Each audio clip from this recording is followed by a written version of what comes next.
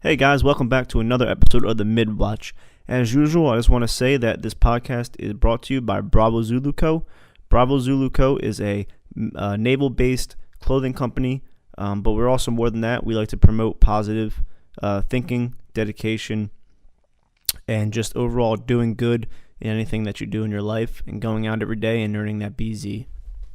On this episode of the podcast, we have a very, very special guest by the name of John O'Hara. I served with John at my last command for about 6-7 months before he was transferred and went on to another assignment. But he has served in the military close to 20 years, and he actually enlisted a couple months before 9/11, and he was involved in some of the biggest battles during the Iraq War, Ramadi and Fallujah, and he was also part of the initial push into Iraq. So it was a great podcast, great insight into some of those battles and the mindset of the military kind of during that 9/11 time and the initial push into Iraq. He's stationed on like the other side of the world right now, so we had some kind of connectivity issues in the beginning of the podcast. Some of the vocals were kind of choppy. I please ask that you guys just kind of bear through that. Towards the end, it does get a lot better. But it was just a very, very good podcast, great insight into the war and into some of the battles and experiences that he had. So I really hope you guys enjoy this podcast as much as I did and enjoy. So I have like two reasons for starting the podcast. So like my one reason is like selfishly, like I suck at talking to people. Like I suck at like communicating. So it's a way to force me to like get better at that. And then, like, my second, less selfish reason is, like, I feel that it's, like, so easy to document shit nowadays. Like, we don't need the Discovery Channel or the History Channel to do, like, a war documentary. Like, I can call you on Skype and hit the record button, and I can make my own, like, documentary of your combat stories that I think deserve to get heard that, you know, may have never been heard if we didn't have the abilities of technology that we have nowadays. You know what I mean? So that's like my real reason of wanting to do it is just kind of getting, because I mean like we know like the Dakota Myers and things like that. I mean and rightfully so. Like I mean they earn the Medal of Honor for a reason, or were awarded the Medal of Honor for a reason. But there's still so many more stories out there. You know what I mean, that may never have been heard. So I feel like I should do my part as an American to kind of get these things documented, so that and put them on the internet for years to come. People can kind of just hear the everyday stories of what it was like in Iraq and Afghanistan and whatever the case may be. So that's like my non-selfish reason of starting the podcast. But yeah, well, I think it's rad, dude. I mean, it's it actually made me like try to jog back and try to recall and remember things, and man, it's hard. I wish well, the thing is I don't have access to my journals and stuff, because I actually used to journal a lot of the things that, or at least write down things that I thought were important back then so I wouldn't forget them, because my dad told me to. And they're like buried down in some footlocker somewhere. So you used to like journal like out there like every day? Yeah, like the first one, Initial Invasion, really didn't do anything as far as like taking notes down, and I really regret it. A lot of stuff between those first 3 years really blurred together. My '04 one was a little bit better at it, at least if there was something that was pretty important, or at least I thought was important. I tried to write it down so at least I could go back and be like, oh yeah, okay, I remember when that happened. At least have at least a month. Mm-hmm. Maybe not always have the day, but at least a month when something happened.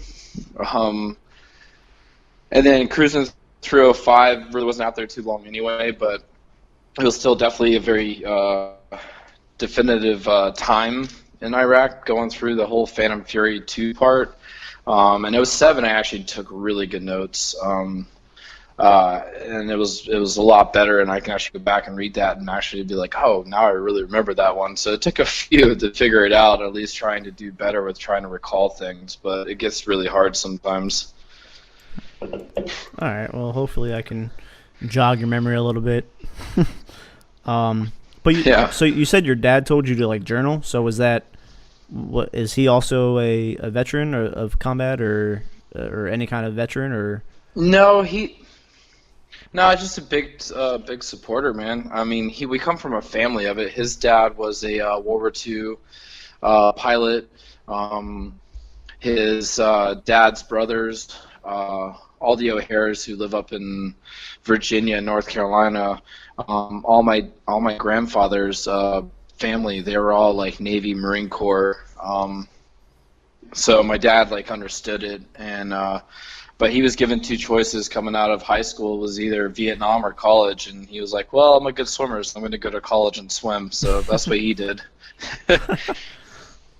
I guess that was probably So, smarter. yeah, I mean, but he's a PE coach. He was my swim coach my entire life. He's like my hero. He's a firefighter, paramedic. He started a Marine Rescue program in North Florida, which is now known as the like Marine Rescue, Ocean Rescue community. What they are today, like he really did a lot there.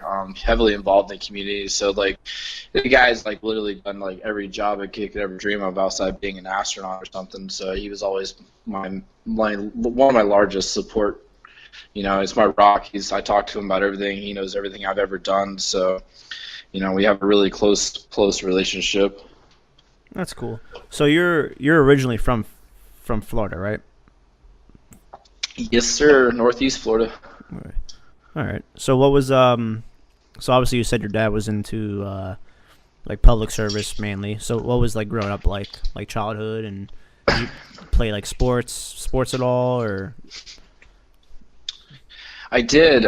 Being that my dad was a PE coach for an elementary school. My brother and myself grew up like, you know, being able to play pretty much every sport. My dad was a firm believer in being well-rounded as an athlete.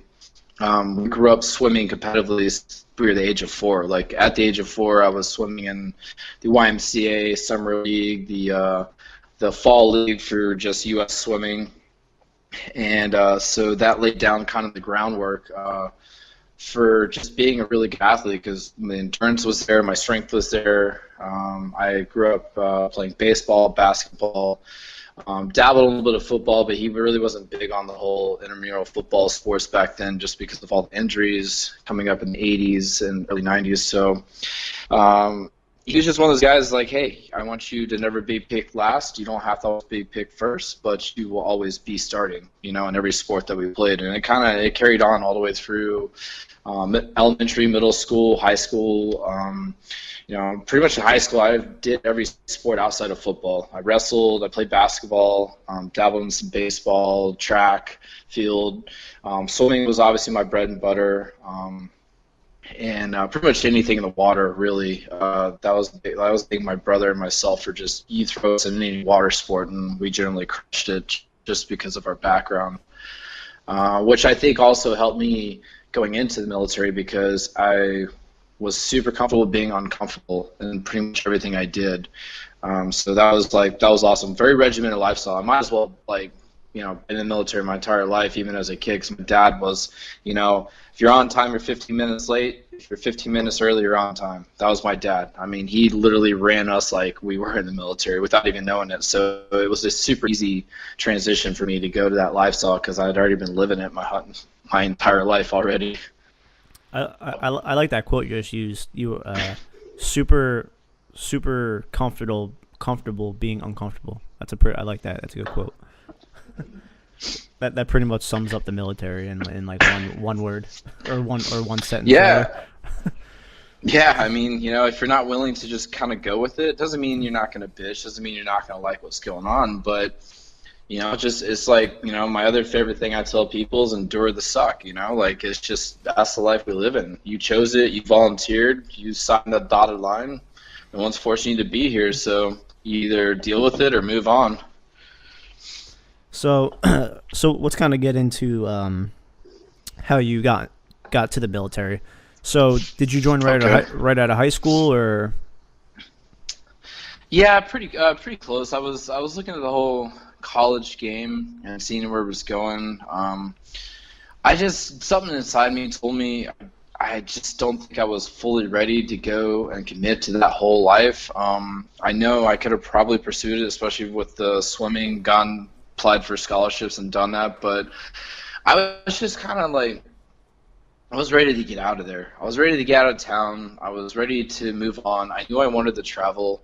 I knew I wanted to go do things, something bigger than what I was already part of. You know, I had a good lifestyle. I was already working my way up in marine rescue, fire rescue. Would applied, gone to fire 1 and 2, completed, and had my EMT, and could have been a lieutenant pushing up into the captain ranks already as a marine rescue, and I was really good at it. I mean, it was what I'm doing since I was 14 years old. I started working fire rescue, marine rescue on the beach as a lifeguard at the age of 15, being paid to being a chair as a 15-year-old, saving lives. So that kind of lifestyle, being already in those positions of, you know, dealing with people drowning, doing CPR, dealing with some pretty heavy life, you know, at a very young age, dealing with death and seeing all that, working heavy rescue with the beach fire, with my dad, on all these calls. I was already kind of felt like I was kind of groomed, you know, to do something else, but I just didn't really want to be there. So, you know, like everything else, I had a lot of friends who'd gone to the military, had guys who trained and gone to the special forces, and I was like, I'm going to join the Navy and be a Navy SEAL. And so, you know, it wasn't saying I wasn't in shape. I was in probably the best shape of my life. And I was like, yeah, that's what I'm going to do. So I know the recruiters were kind of already knocking on my door. They had already kind of been feeling me out. I was like, nah, man, military's not my thing. I got a good thing going here. And so I finally went back down there and talked to them. And I was like, all right, man, make me an offer. I was like, you're not getting me for free. And so, you know, and I knew enough about that. And, you know, they were like, hey, man, check this out. This is what we'll do. You've got good scores. You know, you're in really good shape. We think the 2 routes for you are either going to the SEALs or becoming an air rescue swimmer. I'm like, all right, cool. So I went to boot camp. No contract for either or, because they said fill it out. You can screen for both of them in boot camp, and they were right. They didn't lie to me. They weren't feeding me a bunch of BS. The only thing they made me do, at least to lock me into so I wasn't going on DES if I changed my mind, is with my medical background, like, hey, dude, do you know what a corpsman is? I was like, no, I don't know what a corpsman is. They're like the medics of the Navy. We think it'd be good for you to have an A school in case something happens. So I'm like, all right, cool, I'll do that. And that's kind of how I ended in. You know, it was July of 2001. You know, the summer after I'd gotten out, and so that's how I ended in. I went in, screened, took all the stuff, passed everything at MEPS, and then right after July 4th, I was like, hey, man, I want my last weekend here, July 4th, had a major rager, and then I was on a bus after July 4th weekend and heading to the airport and flying out of Jacksonville is where I MEP'd out of. Okay, so I kind of want to backtrack a little bit. So you graduated high school in 2001, then, like June 2001. Yeah, 2001. I am staying on an extra year this one for my dad for 1 more year. So I technically could have graduated in 2000, but I stayed on 1 more year, just so I could swim with my brother. So yeah, 2001 is when I officially walked. Okay, so was there any correlation between? So besides the 93 attacks on the World Trade Center, the first like real time America like felt terrorism was in 2000 with the Cole. Did that have any kind of because obviously this is pre 9/11 and I kind of want to get to that in a second, but did that have any kind of did the Cole have like the same kind of effect on people here that like 9/11 did? Like, did that make you want to join it all, or was that not even like a factor? You know, I'm not gonna lie, man. I knew about the Cole.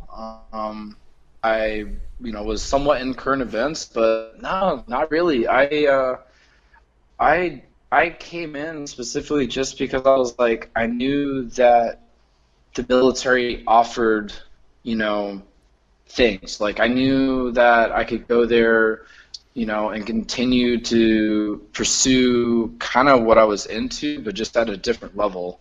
Okay. And I was always fascinated with the Special Forces community, Navy SEALs, EOD. Like me and my cousin back in the day when we were little would like cami ourselves up and put on some fatigues that we got down from one of those secondhand stores and like, crawl through the freaking woods and swamps and stuff playing freaking, playing that game. Yeah, so it was like, it was always something that was in my mind. I just really never thought I would do it because I really hated anything to do with institutions. I didn't want to be part of that anti-establishment. I was a punk rocker, man. I mean, I smoked weed and freaking party like a rock star. I hated everything about that and was on the vocal team, and like we had anything to do with that. And it was really funny how it sort of panned out that way.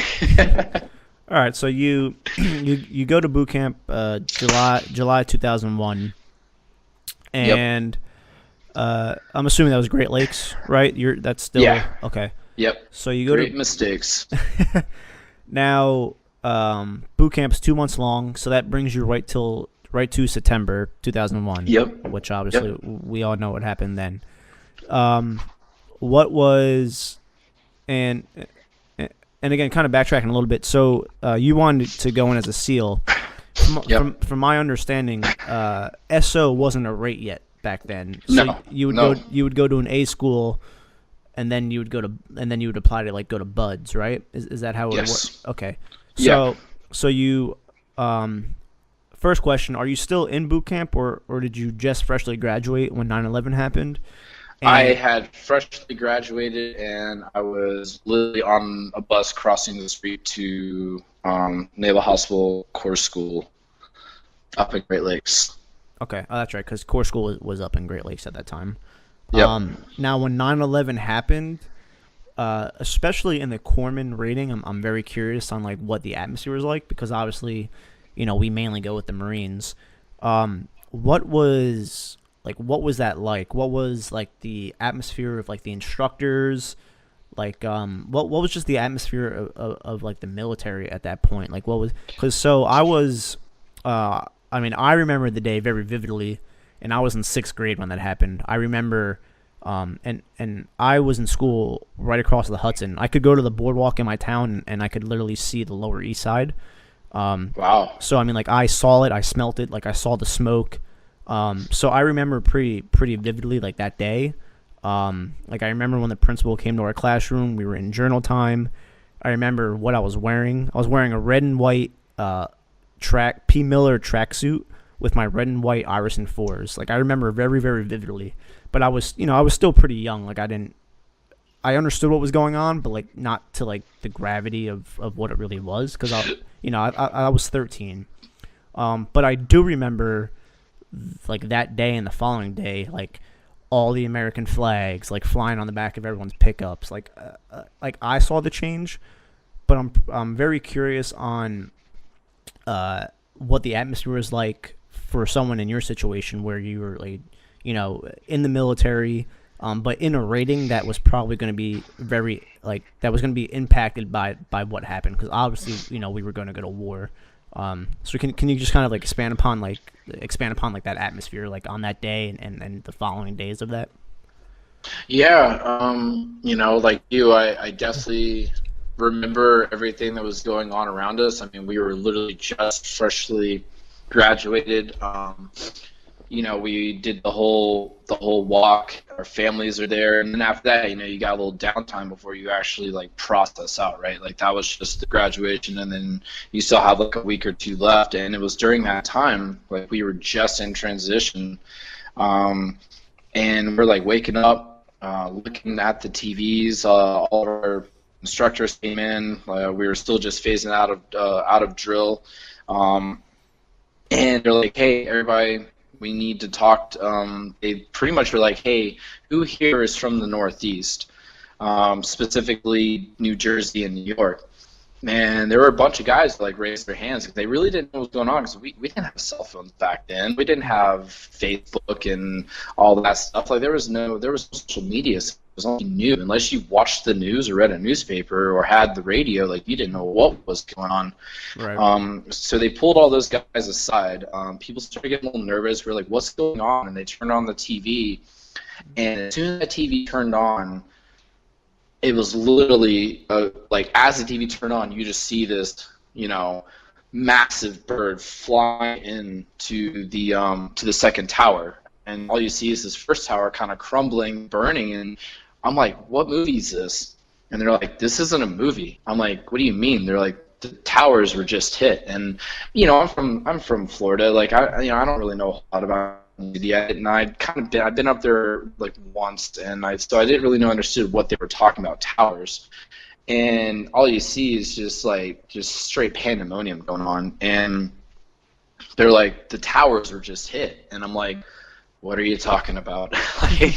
And so, I didn't fully comprehend it, and finally, they break it down and told us everything that's going on, and I'm like, so, these planes just, flew into the tower? They're like, no, this was a terrorist hit, and I'm like, okay, still not really, comprehending everything. What do you mean by terrorists? What is all this about? And, because I was super ignorant to that. I didn't understand what was going on. We haven't had anything happen since 1991, and even then, that was completely different than what this was. That was a planned, coordinated, conventional warfare. We were going in, but I was also 8 or 9 when that happened. Actually, I don't know. That was born 82. That was 91. So yeah, I was almost 10, right? So almost 10 when that happened. Right. And that was still really young for me to really comprehend that. I just knew what Desert Storm was. And so, they finally, we sit down, you see some people actually getting kind of really upset and bothered by it because they have families there. And that was their biggest thing was, we need to get these people in touch with their families. They need to let them know. And then the whole base, dude, was on lockdown. There was no getting on, getting off. Things were straight lockdown. And that's when it became really ominous. I was like, what's going on? And the core school instructors had fully picked us up, took us in for NDOC, and they're like, hey, we don't know what's going to happen. We don't know what your school's going to be like. All we know is that we are going to be going to war. You need to take this real. Your life has changed. You need to understand what you're getting into as being a corpsman. They brought all this history in, showing us exactly what corpsmen were. We'd always been with the Marines. We were always going forward. They're like, you need to truly understand what you are about to embark on because very near future, you are going to war. And I was like, oh, shit. I didn't have this in my contract. What's going on? But on the real, though, it was I was excited because I was like, oh, man, I'm about to do something. Dude, we're doing something. But at the same time, I'm like, people die in war. This is going to be crazy. What did I just truly volunteer myself for? And so, yeah, that was kind of it, man. It was just people were trying to figure it out. There was straight pandemonium on all sides. I mean, because, I take about most of the instructors. They're all young, for the most part. There were some guys who'd been around, but for the most part, most of the people we had as instructors there, no one had been to combat. No one had been in. People who joined in the Navies and were still in, and, they may have been in for 10 years, if that, and, so no one really had a true understanding of what we were about to get involved in, and so that was why it was just so surreal. That's kind of it, we were just like, hey, we're gonna learn this trade, and we're going to the Marines, and we're going to war. That was all they kept saying. That was literally every instructor's like, you better be ready. You're going with the Marines. You're gonna get some, and I'm just like, cool, dude. Let's do this thing. All right, so you so did that did they expedite school at all, or did you still have to go through the? They were talking about that. That was the big thing. That was the thing they kept saying. This core school is going to be as long as you think it is because we're going to be pumping you guys straight to back then, what was known as Field Medical Service School, which today is FMTB East or West, Field Medical Training Battalion. So back then it was called FMSS, and that was the whole FMF thing. Completely different. than what we have today. Super archaic. TCCC didn't exist. All the things you see with the hyper-realistic training, live tissue, like none of that existed back then. Like it was straight Vietnam-style medicine, battle dressings that were super thick, and like literally everything you saw in MASH, that was what I was working with. Like it was some archaic stuff. But that's a little fast forward, right? We're fast forwarding a little too much there, but that's what they were pipelining us into. I got in again. I had a lot of prior training, obviously, like BLS, ACLS, EMT, all that stuff I'd already been working on before I came in. So our very first test was the CPR test. Remember that? I don't know if they did that for you, but our very first test was BLS. Yeah, that was like the first 2 days. They gave us this stuff, and they took this test, and this was kind of like this. Oh, I'm losing you, dude. Are you there? Yeah, I can hear you again. I got you still? Yep, you're good. Yeah, you're good. It looked like you were fading out there. So yeah, like I said, the first test was BLS. I knew that test verbatim because I was a BLS instructor. So I sat down and then I was like, "Are you guys for real? Like, you want me to take this?" Or like, "Yeah." I'm like, "Okay." I was just like, bloop, bloop, bloop, bloop, bloop, circled it all the way down, turned it in. And they were like, "Are you serious?" I'm like, I teach this. And they're like, "Oh." So they graded all the tests. They pulled me aside with a couple other people, and they're like, "Hey, man, so what's your background?" I'm like, "Oh, I've done X, Y, and Z." And they're like, "All right, cool. So we have this program. It's called the Advanced Placement Program. Like we have a way to basically pipeline you faster through core school, but it's not easy." And no shit, it wasn't. Like I had to take 2 to 3 tests a week and 2 to 3 practicals a week to be able to like streamline my way through this program. Well, I was about halfway through and had gone through like almost a month, and like I was like just doing the thing. But one of the guys I actually became really good friends with, and I was still his roommate, stayed in the class that we originally classed up with. And I was like, I really want to hang with him because like we both were from Florida. We met in boot camp. He was a surfer. I was a surfer. And he was like the only guy I could like really relate to because we both were skating all the time, skateboarding all the time, going down to Chicago and hanging out. And I was like, I kind of want to like hang out with him, but I can't because I'm always studying and doing this thing. So I kind of basically more or less just sandbagged like 2 or 3 tests in a row. And they're like, "Hey, man, like we don't know what's going on." And it was like the nursing program part of it. And they're like, "We don't know, maybe you just not doing well. Maybe just like maybe some classroom time would be better for you." And so they rolled me back into my class, which I was kind of ahead, but I slowly like let them catch up. And so I ended up washing out of the advanced program just so I could, which there was nothing more advanced about it, just you were just taking more tests and more practicals faster than you would if you were in a regular class. And so I could literally hang out with my friend and graduate with him. And the funny thing is, 2 of the guys who stayed in that program didn't leave until we finished anyway. So I could have been done and sitting around for like 2.5 months until December, which was our actual graduation date. Mm-hmm.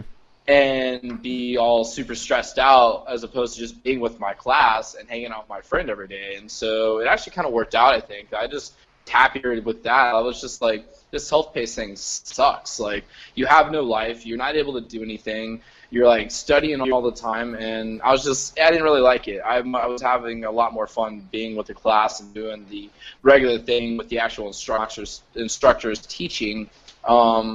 And actually going, the practicals were easy. Like, I mean, it's all basic nursing stuff, remember? Like, I have this, I need this, I'm doing this. Like, it was, right. I don't know, it was really, really mind-numbing stuff. I don't really think I learned anything in core school, to be honest. But, you had to go through it to learn it, to be a basic hospital corpsman. I just wanted to get out there so I go to do the field med thing and go be a Marine. Right. All right, so So I end up getting through that, and in December we go to hospital, do our clinical thing, and then by Christmas we come back from Christmas break, and then we were all heading to our respective places. And you went to the FMSS at Camp Lejeune in North Carolina? Yeah, so here actually there's a piece of the story that you don't know. So remember, I came in contract SEAL, right? That's what I was going to do. Okay. While I was in boot camp, I go through all the selection stuff, the PST, go through all the training, crushing the game, and doing everything the right way. And right before I walked from boot camp, going into battle stations. Again, this is 17 years ago, and I still remember this. I started feeling like other shit. Like I didn't feel good. I was starting to have fevers. I was coughing. Like I just felt like crap. And I was like, man, I need to go get looked at. And I went up to my drill instructor. He retired as Master Chief, actually. I'll never forget him. Back then, his name was MS1 Frierson. I actually remember my boot camp instructor name. And he was MS1 back then, MS1 Frierson. And he's like, what do you want, O'Hare? I was like, dude, I don't feel good. And I was like really don't feel good. And he knew it. He could see it. Like, he's like, all right, go over there and get checked out. So I go to medical, and, typical BS. They go in there. It's like you treat like cattle. Like, they don't care. I get in. They're like, all right, man, take your temp, all this stuff. And they take me back. They look at me, listen to me, and they're like, yeah, man, you got like a little upper respiratory infection. No big deal. You'll be fine. Take these pills, and you'll be good. All right, cool, man. So I go back. We're getting ready for battle stage. Just like a week later, I am just not doing good. Like, I'm getting worse and worse and worse. Like, I couldn't breathe anymore. I was, like, struggling. I make it through battle stations, dragging ass, like, get to the end of battle stations, and they go check us out, and I go back to medical. I'm like, dude, I don't feel good. Something's not right. I am not able to keep up. I am not feeling well. I'm winded. This is not normal. I was like, I'm a really good athlete, and I'm having trouble walking here. They finally do a chest x-ray on me, and they're like, yeah, you've got pneumonia. I'm like, sweet. What is that? And they're like, you never been sick before? I was like, nah, dude, I've had, like, a cold. Like, I've never been, like, sick in my life. And this is crushing me. Like, so I get that. They treat me. They gave me, like, probably a Z-Pack back then. We walk, my parents see me, like, I was, like, 3 shades white, like, sweating, and they're like, what is wrong with you? My mom was pissed, my dad was, like, really concerned, so I had to go back in for another PST, like, this was our final one, and I'm like, I can't even fucking run, much less walk at this point. They're like, hey, dude, you don't look so hot, and I'm like, nah, man, I feel like crap, like, I don't think I'm going to be able to do this today. They're like, all right, man, we're sorry to say, dude, like, you're just not fit for this right now. You're going to have to come back and try again later. Maybe you can screen in core school and all this other shit. And I'm like, what? So pretty much lost my seat to that. And they said, yeah, man, go to core school and see what happens there. And so, yeah, man, core school was there. Tried to be able to get a shot at screening again. But I ended up getting stuck in a C school, unbeknownst to me, to go AVT, Aerospace MedTech. Myself and my best friend Brandon both got selected for C schools. We didn't even really remember or know how we got that. So, yeah, so I go through core school. Fast forward, get into field med. We went straight to Camp Lejeune. We were on hold for like 2 months because it was so backed up from all the pushes of getting all the fleet returnees who weren't 8404, which is obviously the FMF, Fleet Marine Force Corpsman. And so there's a ton of fleeties getting pumped through who'd never been through before. So we go down to Camp Lejeune, North Carolina, class up finally. Get there, and that's when I learned about the SARC, Amphibious Reconnaissance Corpsman. And I'm like, this is really cool. So I'm like, yo, Brandon, let's screen for SARC. He's like, all right, let's do this. So we get down there, and we're like, hey, man, we want to screen for this. So I'm like, cool. And, it was kind of like almost like boot camp all over again. You're getting yelled at for everything. You got to freaking shine your boots. You got to, like, press, because this is back in the day when we had had the the throwbacks, man, the tricolors, and so you had to press those things like all the time. Like you had to make sure you had sharp creases and everything. You had to freaking staple your damn cover. I mean, like it was crazy. Like you're just like boot camp all over again. Getting yelled at, marching everywhere. You're doing hikes every week. We built up to, I think our final hike was like a 10 or 12 mile hike. Which it wasn't bad. I mean, it's North Carolina. It was flat. There was some swamp. No big deal. It was pretty easy. Do a lot of battlefield medicine stuff going through. It was like basic first aid, doing a whole head-to-toe assessment. They're like screaming at you, trying to make believe like there's like casualties and firefights going on over your head. We had like a final exercise, which was kind of like going through the whole thing of setting up a more or less setting up a fleet hospital. That's what it was all about. Like it's nothing compared to today where these guys and girls are going through and you're really getting some awesome training.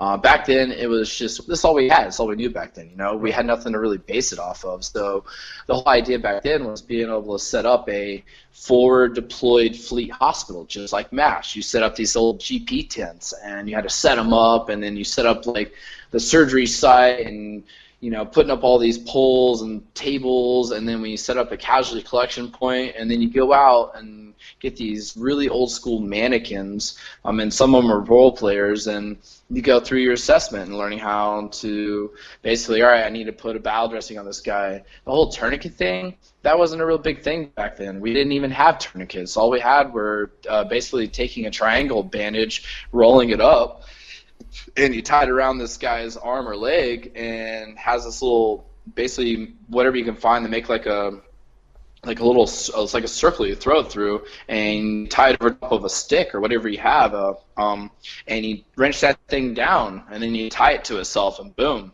you got a tourniquet. Like that's how tourniquets were done back then. It was really old school, and I can still do it today. It's like one of those things you never forget how to do. And then, so we get through that, and then we're finally able to screen. So we screen, we do really well. We crush the PST. It's the same thing for SARC as it is for SEAL. Same type of thing. You run, push-ups, sit-ups, pull-ups, swim. Same deal. And they're like, all right, man, you guys did a great job. We're going to go ahead and look at your scores and let you know what's going on. Well, we'd forgotten about the fact that we were told we're going to this other school. You still with me? Yep. Okay, I thought I lost you there. Yeah, you cut out for a second, but you're back. Okay. Yeah, I keep seeing it on my screen whenever our connection is not doing well. But anyway, yeah, so we do well, we get the scores, and they're like, hey guys, we really want you, but the Navy's already paid for you to go to another school from here. And we're like, what are you talking about? They're like, you're going to go to Pensacola for this AVT thing. And I'm like, God, again with this AVT thing. I'm like, well, can't you guys just change it? Like, we're not at the school yet. What do you mean? We've already been cut funding. Can't we just make something different? I don't know anything about the Navy. I've only been in for like 10 days at that time. Right. And they're like, no, sorry guys, like the Navy's already paid for your funding to go from here to this school in Pensacola. And so I was pretty salty at that point. I'm like, you know what, I lost SEAL, now they're taking away this recon thing from me. And so me and my friend make our way from there over to Pensacola to go to this aerospace med tech. It was interesting, to say the least. I was there the very first day. We're in class, and they go, does anybody not want to be here? And me and 3 other dudes raised our hands. I wasn't going to lie. I was like, no, I don't want to be here. I want to go to be a recon corpsman. They're like, cool. Well, guess what? You still got to go through the school. I was like, you guys suck. I was getting pretty salty. I didn't want to be in the Navy anymore after that. I was like, what did I sign up for, man? This is garbage. And so learn all this stuff to be an AVT, and some things had happened while I was there. I wasn't really happy. I ended up losing a very big influence in my life. Had passed away while I was there, and they didn't even let me go to the funeral. And I live in Florida. I was only 9 hours away from my hometown to go to this funeral, and so I was kind of pretty upset about that. And so I basically just kind of gave up. Like, I was at the very end of the program. I had my final project to do, which had to deal with medical records and stuff. And, I knew what I had to do. I just didn't care. I was just super, super depressed. And I think everything kind of just was kind of happening. Like, I was like, man, this is what I came in the Navy for. I just lost a huge influence in my life. And so I was getting, I was pretty devastated. And so they basically were like, hey, dude, you either turn this project in or you're literally going to make it to the entire end of the program and you're going to not make it. Like, you've literally been here and you've done everything to do to pass this program, and you're not going to pass the program based off your final project because you had to. It was a requirement to do this final project. And so I kind of was just like, you know what? I don't care. Whatever, dude. Just send me wherever you want to send me. Don't give a shit at this point. So that's kind of like that whole track, and it's kind of like, I say this and it seems like I'm dragging on, but it actually literally paves the way of how I became who I am and where I ended up, and it ended up being probably the best decision that had ever happened for me, was going from there to 1st Marine Division. The senior chief that was there was like, hey, man, I think I know where you need to go. And he's like, you want to go get something? He's like, you want to go do something? I'm sad to see you not like complete this program and become an AVT, but he's like, I don't think it's where you need to be anyway. He's like, no big deal. You go do your 18 months in the fleet with 1st Marine Division, and you decide you want to go to another sea school, you'll be fine. It's 18 months. That's all you got to do. And it wipes your track history record clean. So that's how I ended up in 1st Marine Division. I went from there to California, and ended up in 3rd Battalion, 5th Marines, and this is now October 2002. So I came in July 2001, and in October 2002 is when I ended up in 1st Marine Division with 3rd Battalion, 5th Marines. All right, so I kind of want to pretty much go over everything that you just said, just to kind of give some context to people who may listen who may not know what a lot of those acronyms and words you used. Okay, no worries. So you went to your A school after boot camp, which is the school where we learn our primary job. And then after that, you went to the FMSS, which is you use the 8404 a couple of times. So yeah. In the Navy, you have your primary job, and then you can go on to follow-on schools to get special.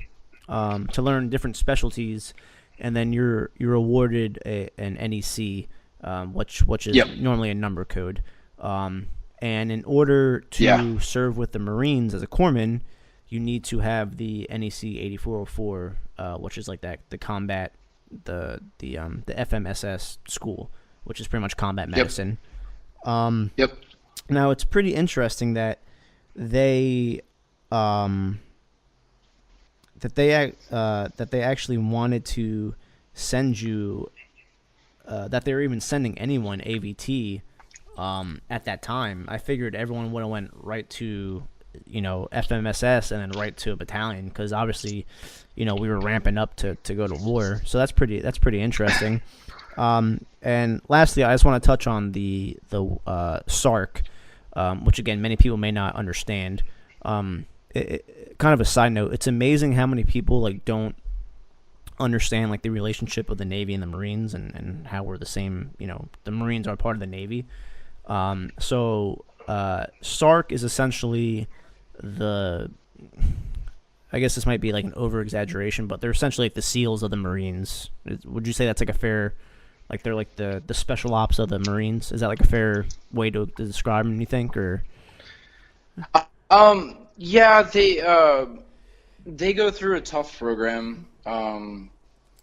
Now, what you would actually relate to the actual Navy SEALs coming from the Marine Corps today, which is because they did, yes, amphibious reconnaissance, or they had force recon, and those were the elite of the Marines, but they were not SOCOM.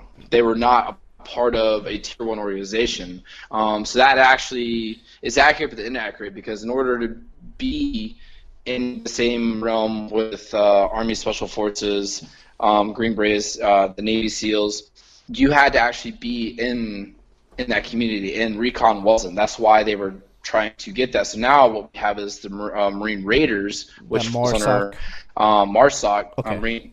They are actually equivalent to the SEALs. Those guys are in the same playground. Recon and Force Recon are still not in the same playground, and never will be. That's not their job. Okay. But they do go through a lot of really cool training, and I feel like a lot of their schools are equivalent. But to say they're the same would be kind of misspeaking a little bit. But yeah, they do some really cool stuff. Okay. All right. So you were sick. So the Navy pretty much said, tough shit on the SEAL thing just because you were sick, right? Yep. Kick rocks. So then you try to push for the SARC program. But the Navy already funded the AVT school, which again that may be hard for people on the outside to understand, but that's a pretty not a common thing that happens, but that's kind of shitty, like knowing what that means, being in. But it's still kind of crazy how they like sent people to sea school like that when like we're like getting ready to push into a war, which is pretty crazy.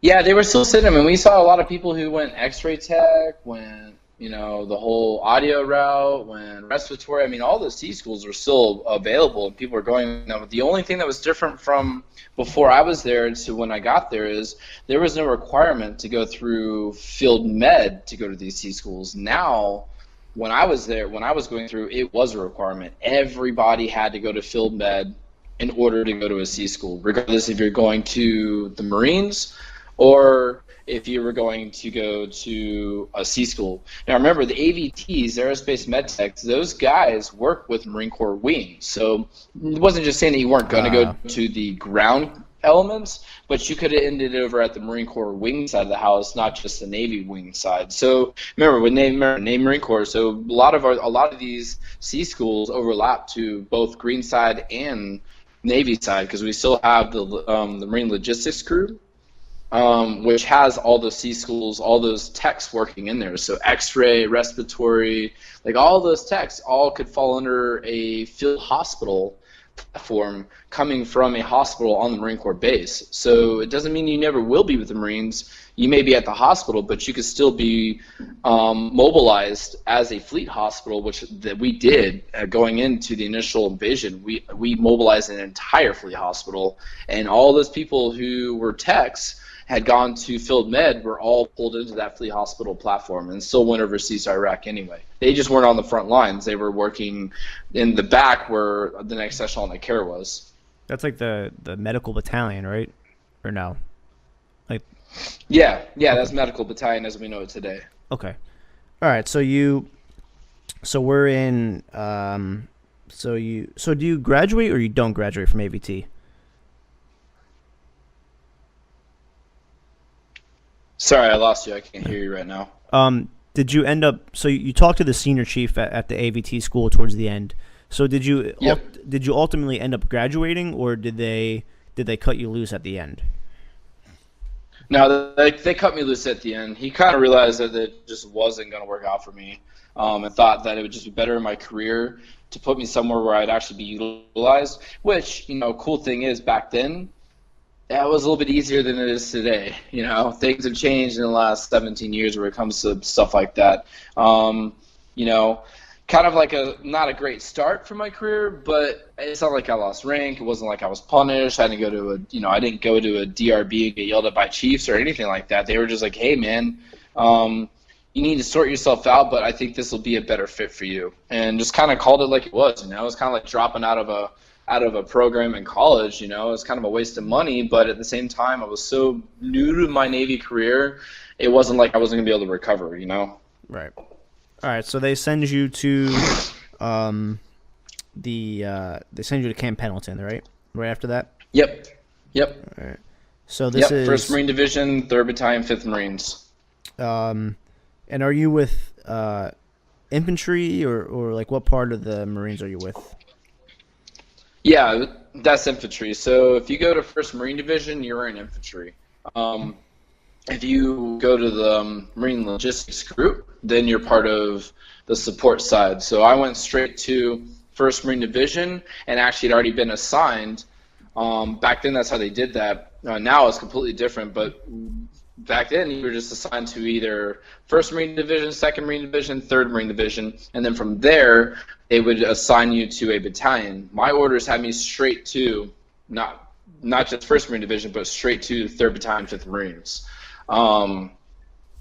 Now I think how it works is you go to a division and you're assigned to a regiment, and once you get to the regiment, then they assign you to a battalion as needed. I think that's kind of how it goes now. Okay. So yeah, 2002, I'm driving across country in a 1991 Toyota 4x4 that was barely street legal, but I made it all the way from Florida to California in that thing. That was a long, interesting drive. Yeah, all the way up to San Clemente to what they called San Mateo. I believe it's called 52 area.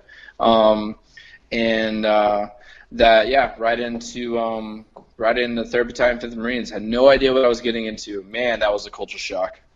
So what was the because at this point we're still not at war yet, right? Or are we?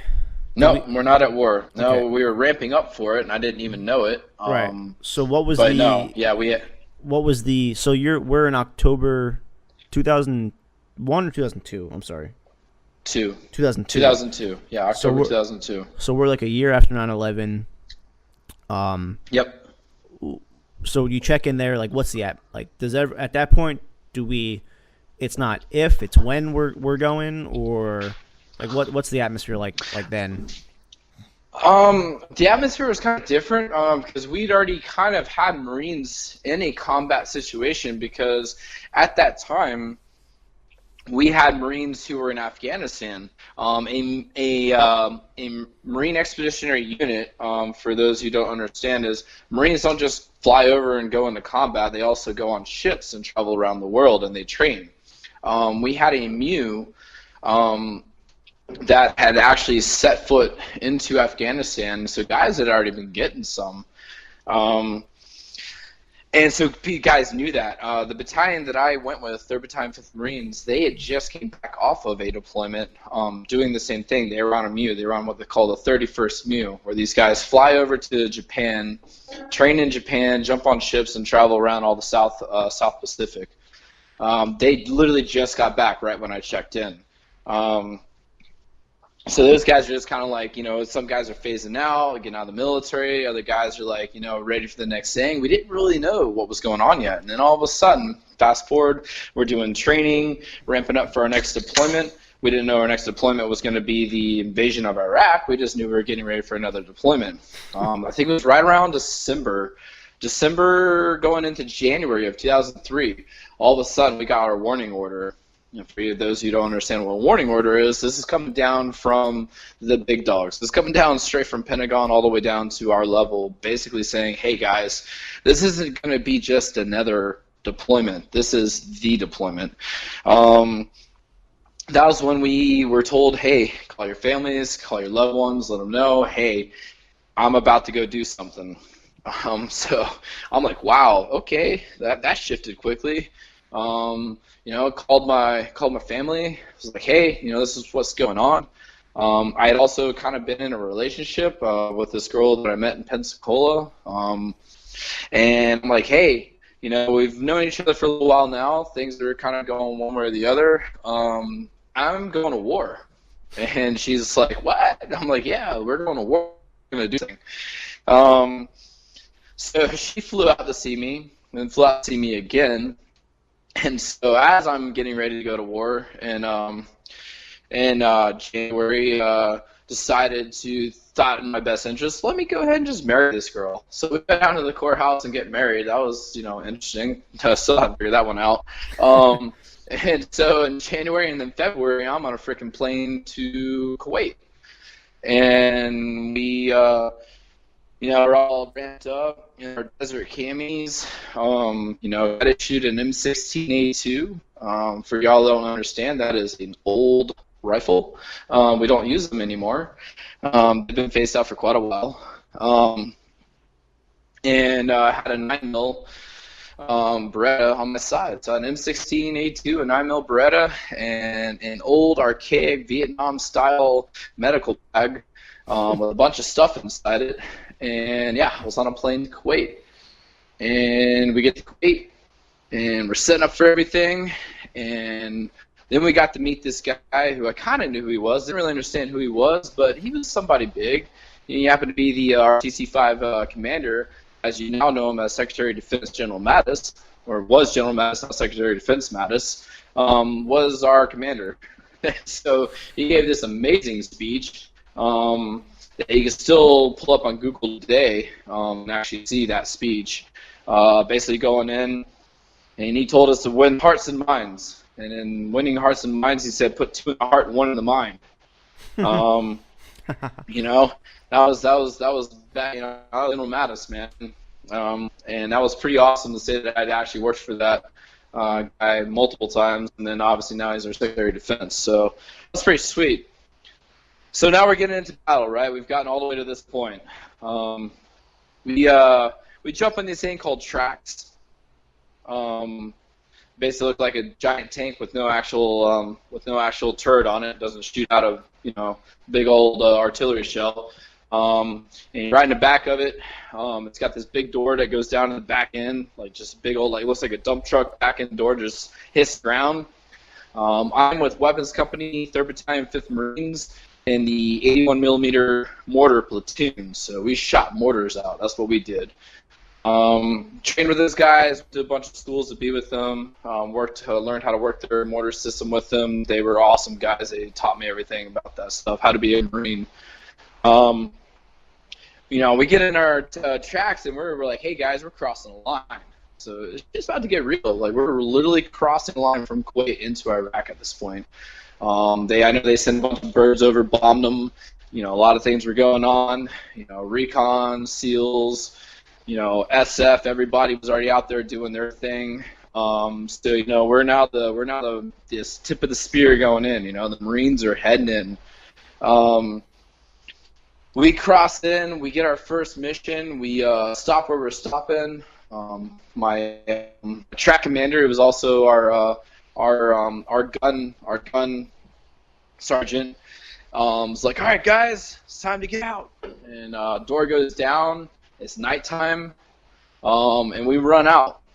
And I got my medical bag, and I got a base of the mortar systems on my back because I just carry the base plate out. Run out, throw the base plate on the ground. The other guy coming in with the mortar tube locks it in. I grab a stake. I'm going to go do the front stake, and the other guy does the rear stake. That's how we get our front and back azimuth when we're shooting our direction of travel where we want this mortar to go. And then the sight guy is the most important guy in the world. He carries our mortar sight. Can't let that thing disappear because we wouldn't be able to shoot the mortar without it. He locks the front sight onto the mortar system.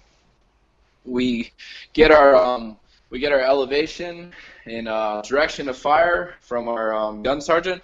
Boom, we're locked in. We were one of the fastest guns in the platoon, which was awesome. Our mortar team was on point. And we're locked in, we're ready, and we got our mortar prepped, and we're sitting there saying, hanging on one. That was what he always said, hanging on one. And so our sergeant would be like, awesome, here we go. And we drop our first mortar. And I'm like, holy shit, we just dropped a live HE round.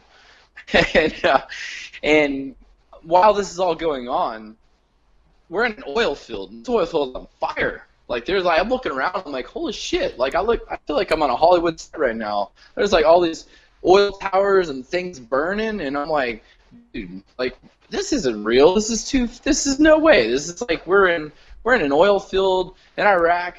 I feel like I'm in a Hollywood set. I'm waiting for like something to happen, like, oh, whistles blowing, like, oh, you know, Hollywood set clearing. Oh man, it was the real thing, and we really just dropped a real mortar. And I mean, that was just kind of how it went. Like, we jumped in our tracks, rolled out to drop mortars, jumped in our tracks, rolled out to drop mortars, and that was literally what I did for 30 days. You know, and mind you, in a full freaking CVRN freaking suit too, because we had to be mopped up the entire time because we were told that there was, you know, weapons of mass destruction and chemical weapons and all this stuff. So this was also in a full chem suit, mop suit, at the entire time for 30 days I was in this thing. There were multiple days where we were sitting out in our mortar pits. Every day we get out, dig a mortar pit, have to dig this thing out. It took hours to do, and then they would get this call that we could possibly be gassed. We had to put our freaking gas mask on and hood up and everything. And we're baking. This is Iraq. This is in springtime now, and it's hot. It was so hot and so miserable. We went days without getting resupply because our resupply log trains were freaking hit. And so we went one MRE a day for probably 7 days or so, which is miserable. We had to ration water, no shower, no nothing for 30 days, living in the back of this track. And it went all the way up until we got done. And then we made our way down to a little city called Adonias in southern Iraq, and they loved us. And we hung out there for basically 4.5 months until we finally went home in September of 2003. So when you kind of going back to the initial push, what was that like when you guys crossed the line from Kuwait to Iraq? Was the Iraqi army there, which obviously was still intact at that time, waiting for you? Was it? Yeah, we met resistance, man. Our weapons company, what we call Cap Platoon, they were the heavy guns. That's your 50 cal, 240, Mark 19, and also tow missiles. On top of these Humvees. Met quite a lot of resistance. It was actually crossing into Iraq, not too long ago. I was actually one of the first casualties of the Iraq War. Came from our battalion. We lost this guy named Doc Johnson. He was a third class at the time. They took an RPG, I believe, straight to the side of the Humvee door. Now remember, this is before up armor. Our guys in Humvees were not protected. They had no armor on these Humvees. So we got into gunfights. I mean, you couldn't really anything larger than small arms, which would have been just a big full and a pistol, would have gone right through those Humvees. And he took an RPG straight to the side of the door, killed him instantly. And sent a lot of shrapnel into the gunner. The gunner survived, but Johnson was killed. They named a clinic after him over at Balboa. It's actually at MCRD. The clinic at MCRD is actually named after him.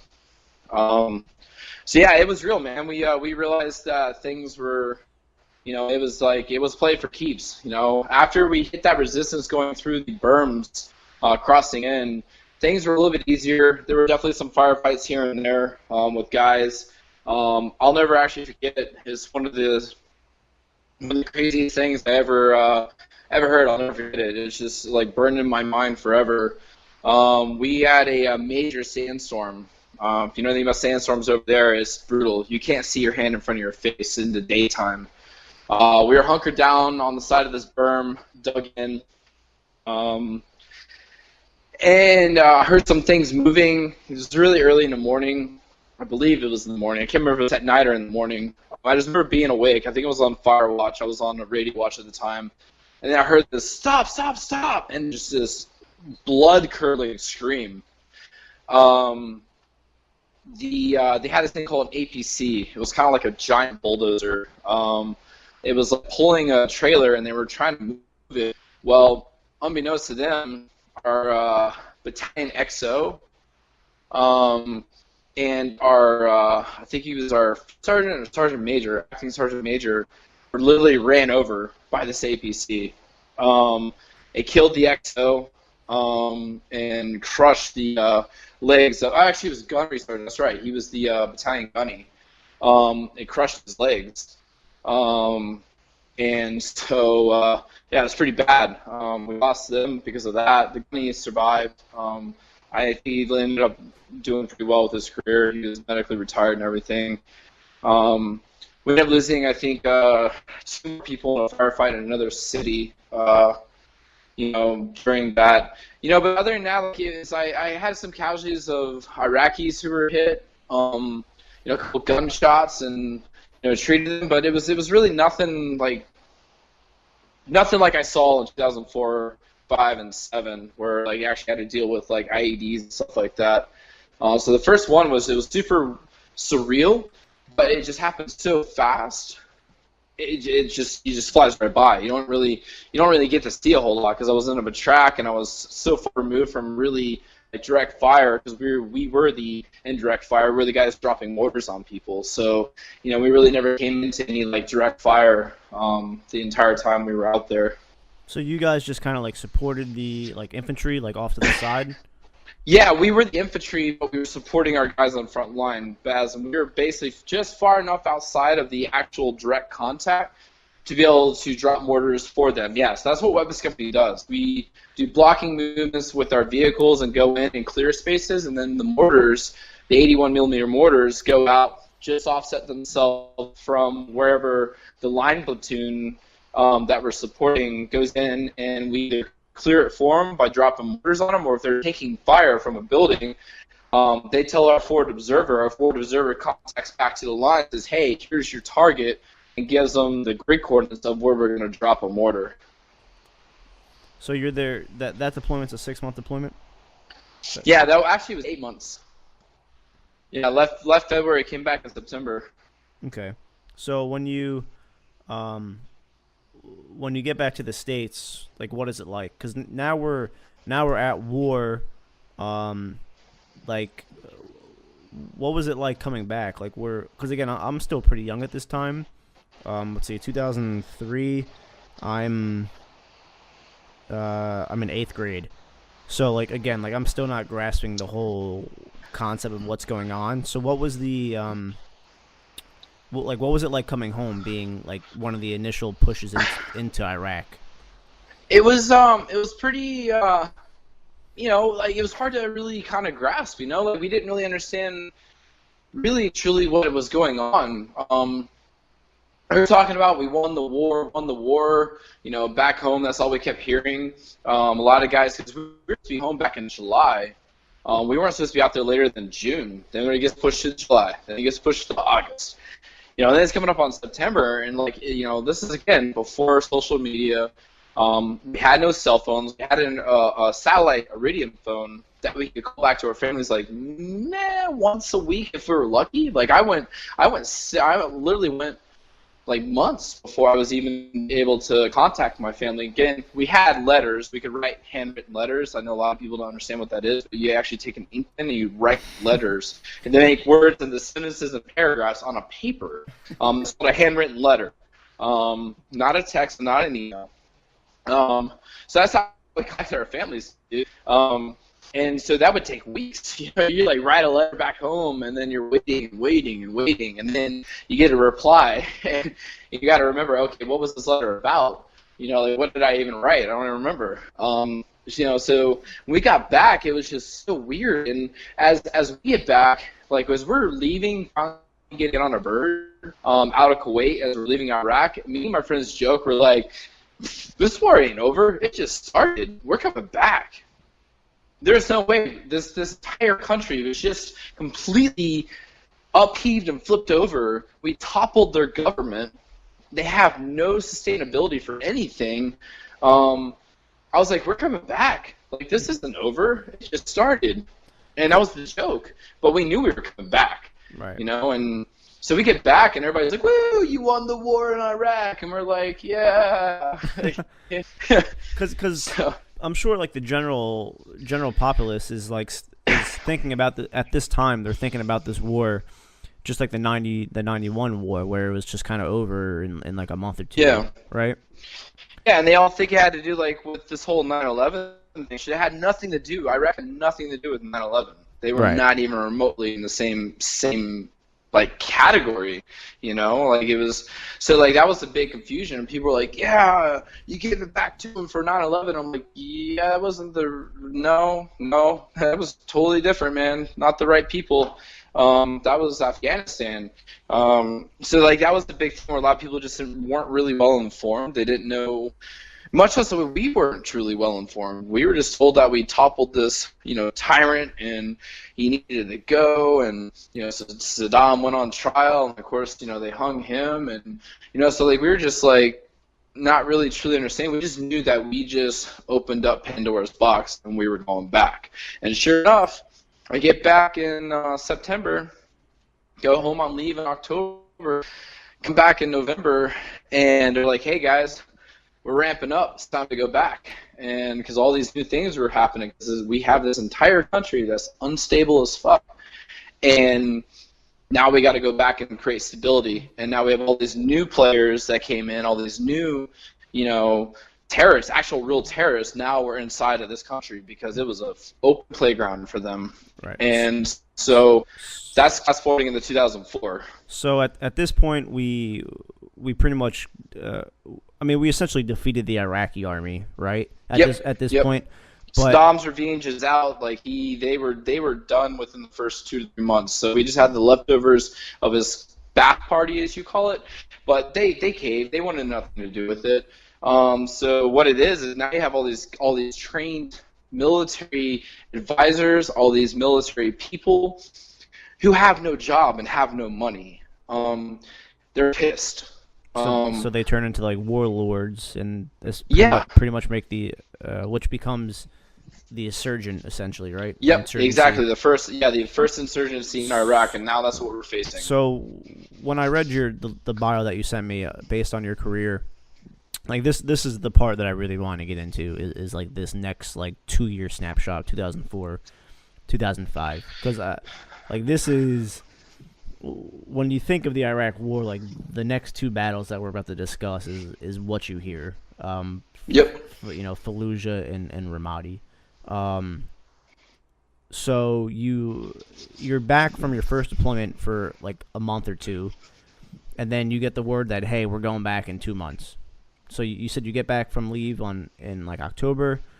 You get back September. You take your leave. You get back in October. And they're like, "Hey, we're leaving again in February." Yep. Are you still with the mortar battalion, or did you switch divisions or battalions? Or as like a side note, like I did the podcast with like Robert.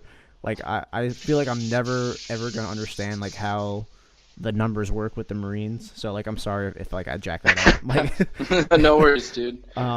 So are you still with the mortar? The mortar battalion? No, or do you no. So so when we got back and I got back off of leave, I'm in what was known as 5th Marines Regiment.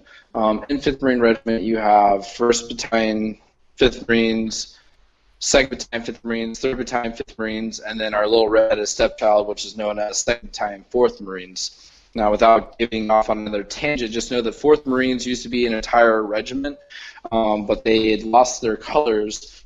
Basically, their entire regiment was overran, and because of that, they were more or less disbanded and broken up amongst a bunch of regiments. And so 2nd Battalion, 4th Marines was absorbed into 5th Marines.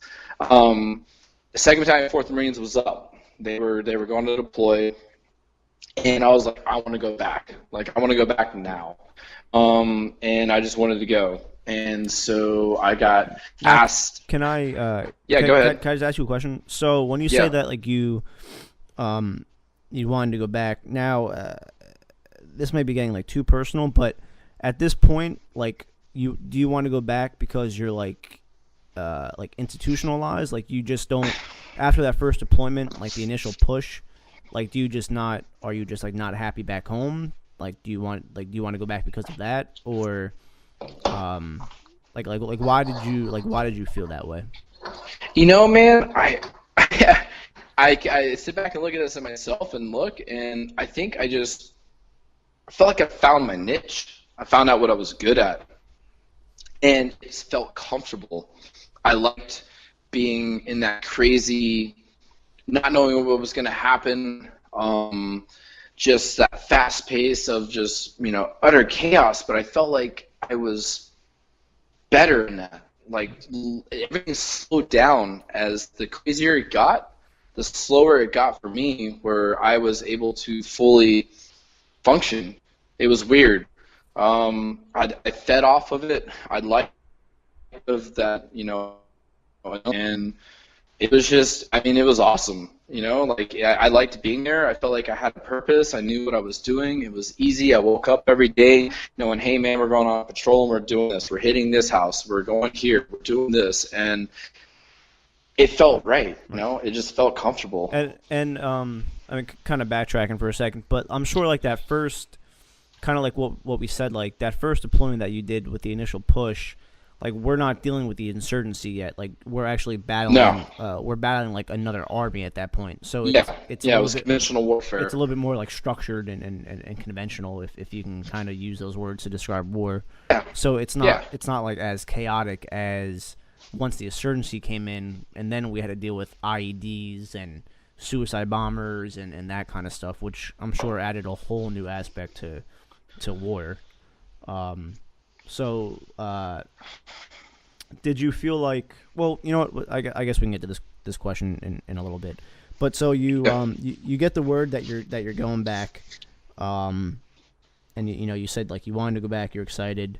So how long from getting the word that you guys are going back? Like, how soon did you know that like you're going to Ramadi? Right, it was the first battle. Yeah, so Ramadi, I didn't really know where I was going because I wasn't in that part of Iraq where we were anyway. They just kept talking about this thing called the Sunni Triangle, which is made up of basically 3 cities going from Baghdad, Fallujah, Ramadi. There's a bunch of little ones in between there, and they call it the Sunni Triangle because it was Sunni heavy, and they did not like us. Those were the guys that we were basically fighting against. The Sunnis and the Shiites. The Sunnis are the ones who actually had control over Iraq, if I remember correctly. Yeah, Sunnis were basically a part of what Saddam's regime was made of. If I remember correctly, I don't know if you pulled it in front of you or not, if you even looked at it yourself, the Sunnis were actually the minority, and they weren't the large group, but they were the ones who had the power. Shiites actually were outnumbered the Sunnis, but the Sunnis had all of the money and all of the support because that's who was in power. And so they were basically coming in, and those are the ones that we were having to deal with. Basically going in, and later we found out the insurgency, which later became the Brotherhood, whatever they called themselves. They were creating all the discontent. They changed names like 3 different times, but they were essentially the same people. They were just getting funding from other people, coming in outside of Iraq who were funding this insurgency and basically these terrorists. But it first started as the insurgency. I found out in 2 months. I got back November. They're like, hey, we're ramping up. Does anybody from 3.5 want to go over to 2.4? Because 2.4 had not been in Iraq yet. 2.4 wasn't in Iraq. 2.4 was on MU for 11 months the entire time we were in Iraq. So they had nobody who had the background. Their corpsman didn't have the background. So a couple of us jumped over to basically be kind of like the senior guys. Hey, we've been there. This is what we know. Here's how we can help. So I go there to the headquarters battalion, working for the battalion aid station. Was basically farming out. Like wherever they need me, I was like that guy. I was that utility player on the team. Like you put me anywhere and I'm going to be able to work because I'd already kind of been in the game, and I knew all the positions. And so I just went in there, willing to basically support whatever needed to be. I actually supported the battalion commander for pretty much most of the entire time I was there. On what they used to call the jump team. Basically, these were the guys who he hand selected and to basically go out to all the forward bases. And so, our job was to protect the battalion commander, and we always rolled with the. And the cool thing was our battalion commander and sergeant major wanted to get some. These guys are always looking for a fight, and so we were always getting into it. A lot of IEDs.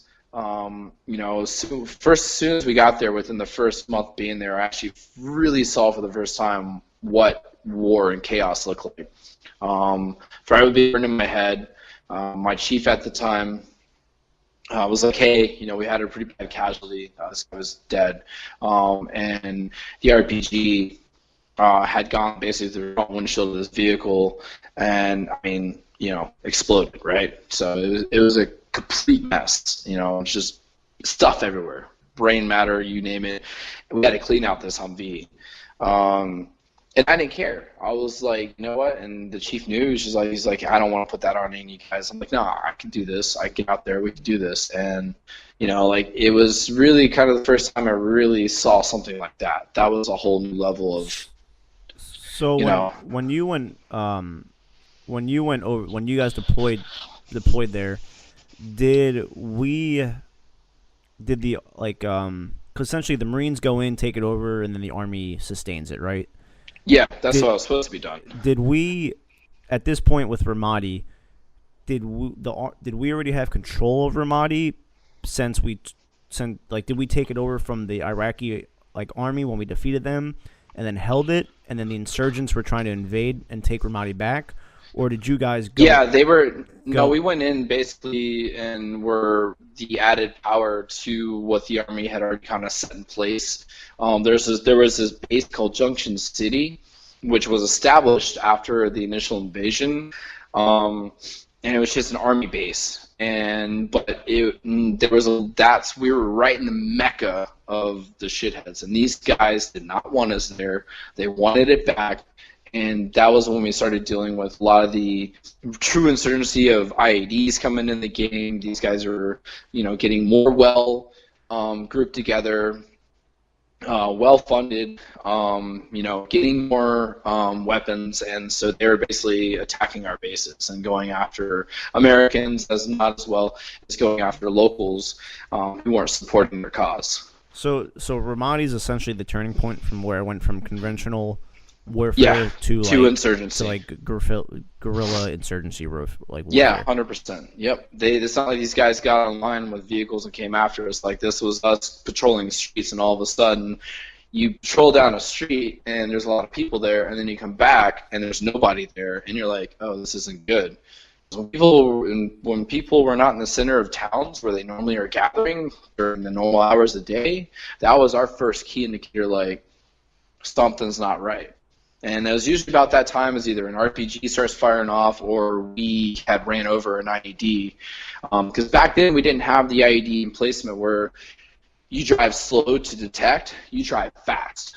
But we were bombing through streets. We did not drive slow. We were driving as fast as we could, because the whole idea of running through the center of town would basically, you would run past an IED. And we learned very quickly that's not how you do things.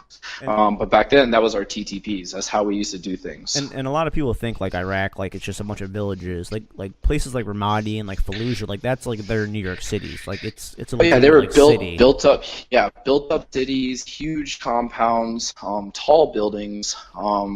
So we had the one that was called the Hotel Ramadi, is what it was later known as, and that was one of our huge buildings that had multiple battles fought through it, in that area. And it sucked because you had buildings that were going up 9 or 10 stories on either side of you, and a very narrow two-lane highways, and they had these footbridges, and that's where they would always set it. They had one footbridge, and this was on Route Michigan. That was the name of it. That ran right through the center of Ramadi, and you'd have this one footbridge, and you would look at it, you would time it, you wait and see if they were going to get your first vehicle, second, or third vehicle. There's usually anywhere between 4 to up to 8 vehicles in any given time on a convoy. And they would either hit your first one or they'd break you apart and hit your middle part of your convoy, so hitting this third and fourth vehicle, separating your two convoys from each other, your convoy into 2 splits between these 2 footbridges, and then you have buildings on either side of the highway. So now you're fighting on 2 fronts, because they can either target 1 or 2 vehicles at a time and completely disable the entire front end of your convoy, so you're screwed. You can't turn backwards because they'd also hit your back vehicle. So it was either the first 2 vehicles, the middle of your convoy, and then always hitting the tail end, so you can't turn around. You're basically boxed into a really, really bad situation. And they're just shooting down at at you. You're like Oh yeah, in a shooting down fishbowl. at us with, yep, pretty much, and AK-47s and RPGs and grenades and everything going off. And so we learned the hard way, unfortunately. Again, this is also pre-up armored vehicles. Riding in back of Humvees, we used to call them suicide rides, because we were almost combat ineffective completely with one. I believe it was, oh man, this is going back. I believe it was Echo. It was Echo. It was one of our line companies, was almost 100% combat ineffective. We had lost that many people. We did not even have enough guys trained on machine guns to be up on our vehicles controlling 240s and 50s and Mark 19s, because we'd lost so many people. We actually had a combat replacement group come out of actually 3rd Battalion, 5th Marines. Almost my entire platoon of guys from Weapons Company all came out because they're like, Doc is getting some, we want to be with him, and they all came out. And basically were supporting wherever was need be through the 2 platoons that were really just getting hammered. I mean, really bad. Multiple times we go out on patrols, vehicles get disabled. One of my ones I'll never forget is we were in a vehicle in front of us got hit, flipped the vehicle upside down. The guy in the back, he was the gunner, was thrown from the vehicle. Took a bunch of shrapnel from his own gun, basically exploding in his face when the IED hit. Shrapnel all through his mouth and his face. Thankfully, he still had an airway, was able to maintain him, and we had to get him back to this outpost that we were actually going to. And I was in a daze. I don't remember it happening because we all got rocked in the second vehicle, so we were so close to the first vehicle. It's complete daze of just remembering bits and pieces of it up to this point. I remember getting there, and then we were waiting. Turned the guy over to the surgeon that was there. Get out, and we're actually waiting to go back out. And as we're waiting to go back out, the outpost actually got mortared, and so mortars are being lobbed in to our outpost, and I'm just watching them come over the wall and hitting. They're probably the size of 60s, nowhere near the size of an 81. I turn around to kind of walk back behind the door of the vehicle because I'm like, hey, I probably shouldn't be out in the open. Let me go around the vehicle, and this thing just cracks me in the back of the neck. I got thrown to the ground. I was like, oh my God, I just got hit. And it was the worst feeling ever. But the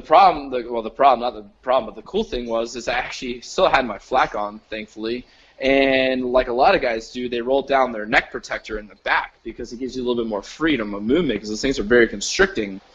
Well, I didn't at that time. I had the thing still up. Saved my life because a really nice piece of freaking hot metal had gone straight through the back of the flak into the neck protector and was actually sticking out and just barely pierced my back of my neck and my skin. If I wouldn't have had that, who knows what happened. Either be disabled for the rest of my life because it would have gone through my spine, or really would have wrecked my day and caused some, really good soft tissue injury. Who knows? But thankfully, 1, I had my flak on, and 2, I didn't have my neck protector rolled down like a lot of guys did. I had it up still.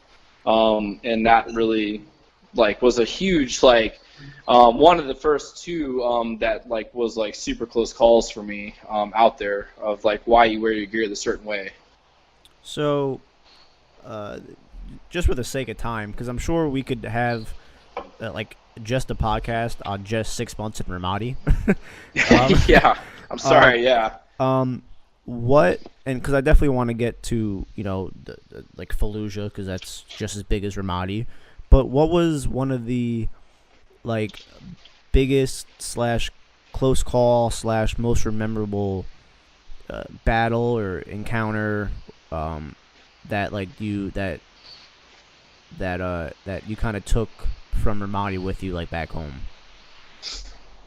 The one that really was just it was just still today sticks out as one of the craziest moments. Because clearing buildings and all that stuff was never really a big thing. We just did it, and we just ran with it.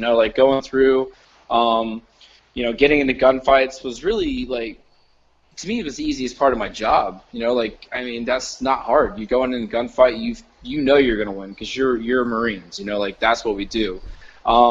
It's when you're not ready, and you're kind of at the mercy of what's happening. We had this one. It was we had all our little things we called like our missions, right? We had this one Marine in the soccer stadium, and it was a collection point. We were going out and doing what we call like talk and knocks, as in like we basically looking for bad guys. We had the entire area around this soccer field where we were doing this. This is a full-on stadium, a soccer stadium in Ramadi. Those guys knew we were there, and they had already walked off that entire stadium. They knew where we'd be staged at and how we would be staged. We were there for all of 24 hours, and finally it was when game time started happening. Like, we started taking a lot more fire being at this soccer stadium. This was our headquarters area. And then mortars started coming in. These guys started walking mortars on. By walking on, what I mean is they keep lobbing them. One goes further than the other, goes further than the other, goes further than the other, and it's a line. And it was walking straight onto our entire staged convoy that was inside this soccer stadium, all the way up to the 997, which is the ambulance, our military ambulance, the big high-back one. And at this time, though, we were working on somebody. This old man had brought his wife in, who he was trying to get through because she was literally having a heart attack. Myself and another senior corpsman were working on this person, and because she was literally having a heart attack right there in front of us. This is one of the locals, right? I'm assuming. Yeah, local. Yeah, this local. These mortars start coming in and just keep literally coming all the way through the entire freaking stadium and just dropping on all of our guys. I see this. My second class like pushes me down. He jumps on top of the freaking old lady.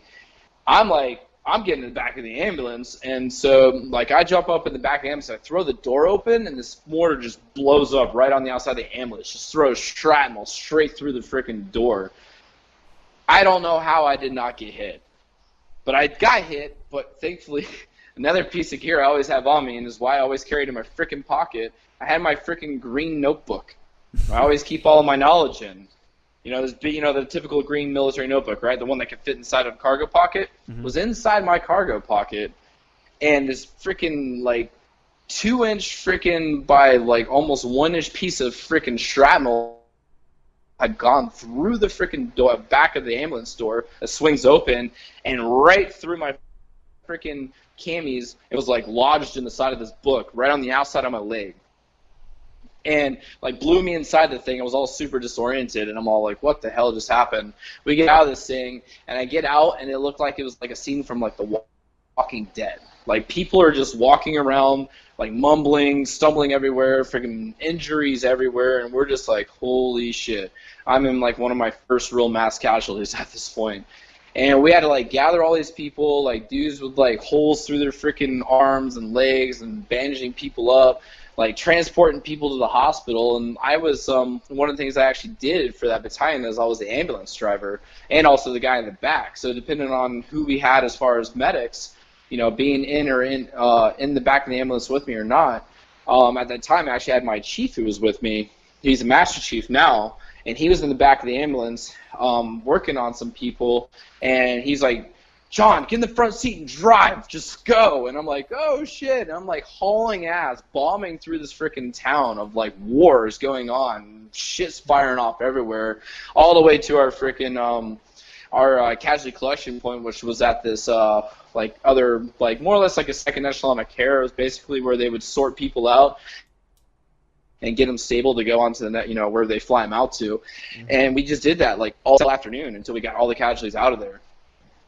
And I was just like, I don't even know how I'm still alive at this point. Like, a mortar just blew up right outside my door, and I somehow made it through that. You know, because you don't expect that. It's one thing when you're going through a building and you're in the middle of an engagement with somebody, and you can see the person shooting at you, and you shoot back at them, hopefully, and you win. It's another thing when you have that ominous feeling of where you're hearing a sound of something, and then you can no longer hear it. If you can no longer hear a mortar over top of you, that's when you know you're in a bad spot. Because, I mean, that thing is right over your head, and you don't know where it's going to land at that point. You know it's going to land on you somewhere around your area, It's always cool when you can hear a mortar and continue to hear the mortar. It's when you can't hear it anymore, flying through the air. That whistle goes away. That means it's over top of you, and you're just sitting duck, waiting for that thing to hit the ground. Jesus. It's a horrible feeling. So how far into the deployment was that? That was 3/4 of the way through, because we had the Battle of Ramadi at that point. If you ever hear the term Battle of Ramadi, that was in April, I believe. That was like a solid 4 or 5 days of just straight fighting. And I wasn't fully engaged on that one, because I was mainly working at the headquarters and basically going out and pulling people out. Our corpsmen who were actually forward in the platoons who were doing that were literally fighting to where we had to go and resupply them because they were running out of ammo. Like, they were engaged with the enemy as such a heavy fight that they were running out of ammo. And that was insane. And we were going out there, bringing them what they needed, pulling guys out, pulling all the casualties out, and then taking them over, because I was really good at trauma medicine, so it was better suited for me to be taking casualties in, and we were dispersing them out to places where we get them treated, and you wanted to make sure that you had the right people in the right place. Right. My chief at the time was like, I need you for this. As much as I wanted to get in there and freaking kick some ass, it's one thing where you can pull a trigger all day. It's another thing if you can actually do your job and save lives. Right. And that's what I was kind of there for, right? So that was a key thing. That was a key battle. In Ramadi was the Battle of Ramadi. At that point, when we finally locked down the city and put it into more or less martial law, we said, hey, if you're out after this time, you're fair game. We don't care who you are no longer our friend. If you're out on the streets after this time, we are considering you a combatant, and you will be dealt with. And so finally, once we secured the city at that point, things got a lot better for us. We didn't have as many engagements as we normally did, and we were actually able to secure the city after that, going into May and June. And we're really making some good things happen, and that made it easier for us when we were turning it over to the next group coming in, which was in September. We did have another pretty big fight after that, going into literally the turnover. One of our bases actually literally almost overran. It was called Snake Pit, and we did actually lose a couple guys there, which really sucked. But we were able to try to secure it and move on out. And that was when I was actually transitioning out of there and going in support of for like 2 or 3 months over in to Fallujah before I actually came home. So, for Ramadi, McMasters was in charge of that, right? Is it General McMasters, or was he the guy? Cause do you know who Jocko Willink is, by any chance? Jocko, as in Jocko, the Navy SEAL Jocko? Yeah. Yes, I'm very familiar with him. Okay, so I believe he was the SEAL Team commander for SEAL Team 1, I believe, in Ramadi, and he always talks about what's the word I'm looking for? A tactic that they used. It was called like seize. What was it? Seize, hold, build, defend, or something like that. Did we implement that at all, or was that just like an SF thing? Yeah, no. That was more or less like what you had to do. You had to take seizure of your town, your AO, in order to, before you could do anything as far as like building and defending, you have to control it. And that was the thing. We came in there, thought we had control of this, but we really didn't, and that's how we learned the hard way. We weren't going out and making ourselves known. We weren't going out and patrolling, and we weren't more or less creating a rapport with the town. And that really is a huge thing where a lot of people end up failing sometimes. They go in there thinking they're Billy Badass, and they're not building a rapport with the city, so they don't really know what's going on. The locals aren't going to talk to them. And so then that's when you end up finding out what's truly going on, because that's when you're going to end up getting your PP slapped. And we did. We got it slapped hard until we finally were able to figure it out, which was really hard, because when you have a city that has so many ins and outs, it's like, how do you lock something down like that? And that was where that whole buildup of actually using a joint tactic actually getting our other players to come in and actually play with us, like with the Army, other surrounding groups, all of our assets, and actually truly coming in as a joint unit and locking down a city. And that's what we had to do, and we finally did. Once we did that, then we were able to actually fortify our positions and then truly defend ourselves and defend the locals. And that was the biggest thing, is you had to get in there and actually show that we are here to help you. We want to get these people out of here, because there were people who were actually like wanting us there. Then there from a lot of part of it was they didn't, you know. And so it was finding out who was actually going to be our friend for the day and help us get to the root cause of what was going on in that town. Yeah, like something that like I've heard Jocko like describe a couple of times on his podcast and other podcasts is like when he was in Ramadi, like they would go into compounds and he was like, you know, we'd kick in the door of this compound and he's like, it's just like two kids playing soccer and like the father of the family is like working on his car, and it's like they just like, you know, they just wanted to live like a normal life, and we had to like show that, kind of like what you said, like we had to show them that we were there to kind of defend that, you know, defend their way of life and help them out. Yeah, and that was where a lot of guys had to come in to realize that, and it was hard. It was that you're taking a group of people who are literally built upon going in and destroying stuff. I mean, because let's believe it, the Marines are an expeditionary unit. They are not there to build a rapport with people and necessarily go in and hold down a city. That's what the Army was built for. But because of something so new to so many people, we had to learn how to transition from, we are not here to just literally level a town, but at the same time, you have to show that you are still a human. Right.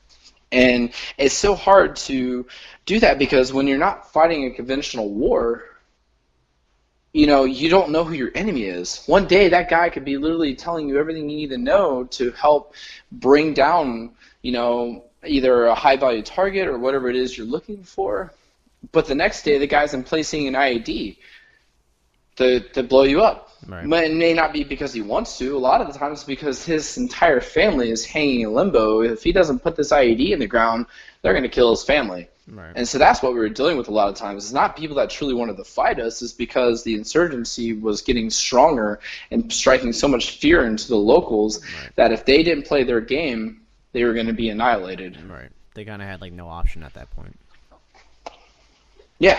And that sucks because, like, now you're fighting people who either actually know what they're doing or you're fighting people who know what they're doing. And so you never know. You're walking out in the city, and in any moment, some freaking dude can pull an AK out underneath his man dress. Or he could be literally strapped with a fucking bomb and walks up like he did to one of our guys and blows himself up in front of, like, 4 Marines and kills 2 of them. One of them's mangled for the rest of his life, and the other one can't see out of one eye. And that's just how it is. Jesus Christ. Yeah, that was actually that was one of the last ones I had to deal with on my way out of Ramadi. So you are in Fallujah and Ramadi on the same deployment? Yeah, we had people who basically would just bounce from one side to the other, like we were able to do that. But they found out that I was actually married and said I had to go home. Like, you gotta go home. Wow. And I didn't want to, but I did. So was that like another, let's see. So that was like another February to September? Was it like equally split between Ramadi and Fallujah, or? It was basically 6 months in one and 2.5 months in the other, and then I came home. So, was Fallujah, like the Battle of Fallujah, was that after Ramadi?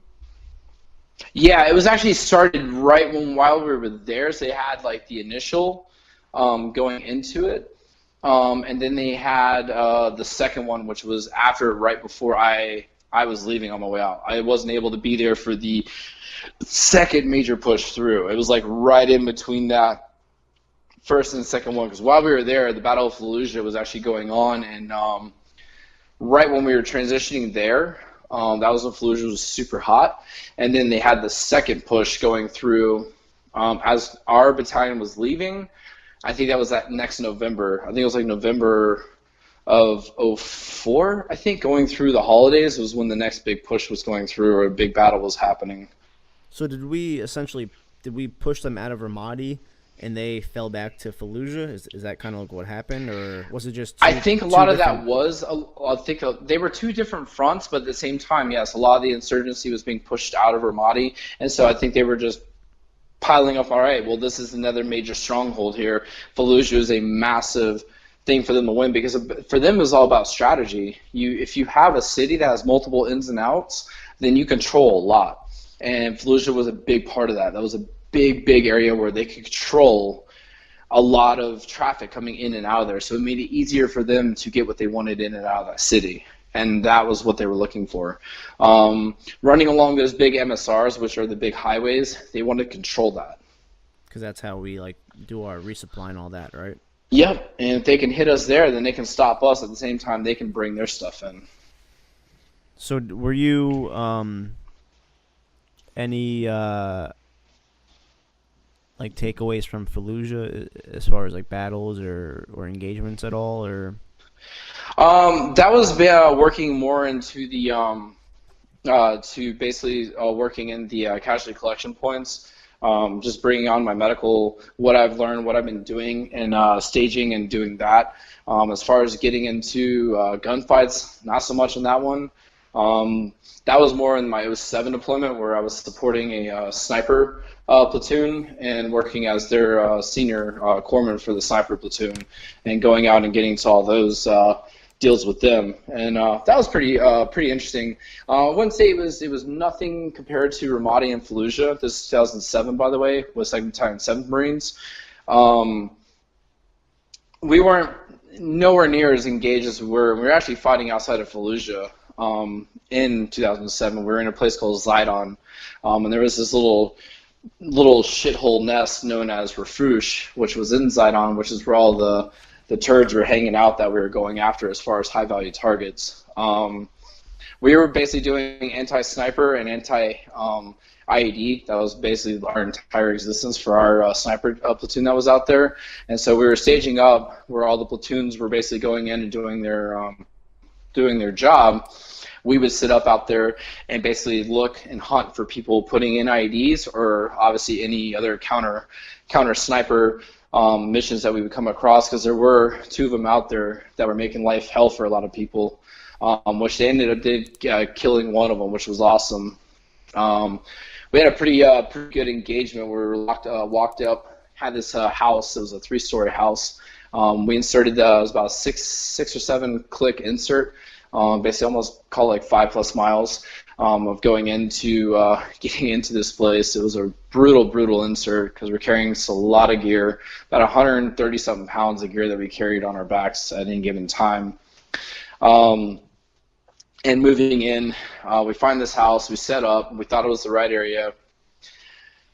We had a family that was in there. We took control of the family, but we let them go to their cousin's house, as they called it, which hindsight now, knowing a lot more about how this game works, we should have just kept them there the entire time, but we didn't. So we had this entire house for ourselves. We're staged up top, we have a stage down below, and we're doing Overwatch and basically trying to look for what was going on in that area. Well, things started getting heated up. These people knew that we were there. The bad people, started coming in. They threw a grenade at our front door, blew up our front door. That was fun. It was either a grenade or an RPG. I can't remember today what it was. It just happened so fast. Took a bunch of small arms fire. We basically started controlling the house and looking for our ways to either stay and hold the house. Our sniper team consisted of 2 snipers, 2 Marines as 0311s. We had 2 gunners and myself. So we had 6 or 7 guys there. It was definitely big enough to handle a situation. We basically call in for support to get us out of there, because things are just getting too bad. We didn't really have any way of really doing our job at that point anymore, because we knew we were there. So this group of Marines were coming in with vehicles. They hit an IED, kills 2 of them. So that kind of like jacked up that ability for us to get out. So basically we're out on our own. We had to wait till it got nighttime to exfil out, and we basically run out of the house through smokes, make a smoke screen, get out to the to the middle of this field. We wait, bunch of gunfire going off because they were kind of like trying to take the house at the point, but we were already out of it, which was awesome. Wait till things calmed down. They knew we were gone, but they did come looking for us. And we basically had to exfil out of there another 2 or 3 miles to get to the next platoon that was out there, which was a weapons platoon, and get to their place where they were. And we basically just hung out with them for the rest of the mission and helped them out. But that was a pretty scary one. It sucks when you get freaking compromised like that. We got compromised like that once at night, and then we got compromised like that during the day, which was really brutal, having to basically fight our way out of a small village that really didn't like us being there, apparently. And it was during the day, but thankfully we had air overhead, so we called in air support. Basically, two Cobras walked us on all the way to our next point. When you have 2 Cobras flying overhead, no one's really going to mess with you because they knew what the hell those things did. So that was actually nice when that happened. That was a fun one. We set up a hide. When I say hide, like a sniper hide, where basically we're building up this area inside something where you can't really see we're there. And it was in a ditch. Well, the ditch ended up being what they used to flood their farm fields with. We didn't know that. We didn't know it was operating either. That morning, after we sat in there all night, and we were basically watching this one house because we were trying to basically collect information on something, the ditch became a rushing wall of water at us. And I'm like, holy crap, there's a wall of water coming at us, guys. And we scattered like ants out of this thing, throwing all of our gear up on top. And one of the bags didn't get grabbed. It was one of our rucks, and it started floating down along with one of the guy's Kevlars. And about 100 yards down, there was this old farmer, and he's just looking at us like, giving me that look like, why are you even in my ditch right now? Like, you guys are idiots. And so, like, he, like, grabbed the Kevlar and grabbed the bag and pulled it up on the side for us. And we walk over and take it from him and say thank you. But now we're, like, out in the open. There's, like, 5 dudes just out in the open. And we, like, immediately my guy who handles the air is on the phone. He's like, yo, we're compromised. We need support. We got to get out of here. Where are we going? And they basically hooked us up with a spot to go to. We had to run through.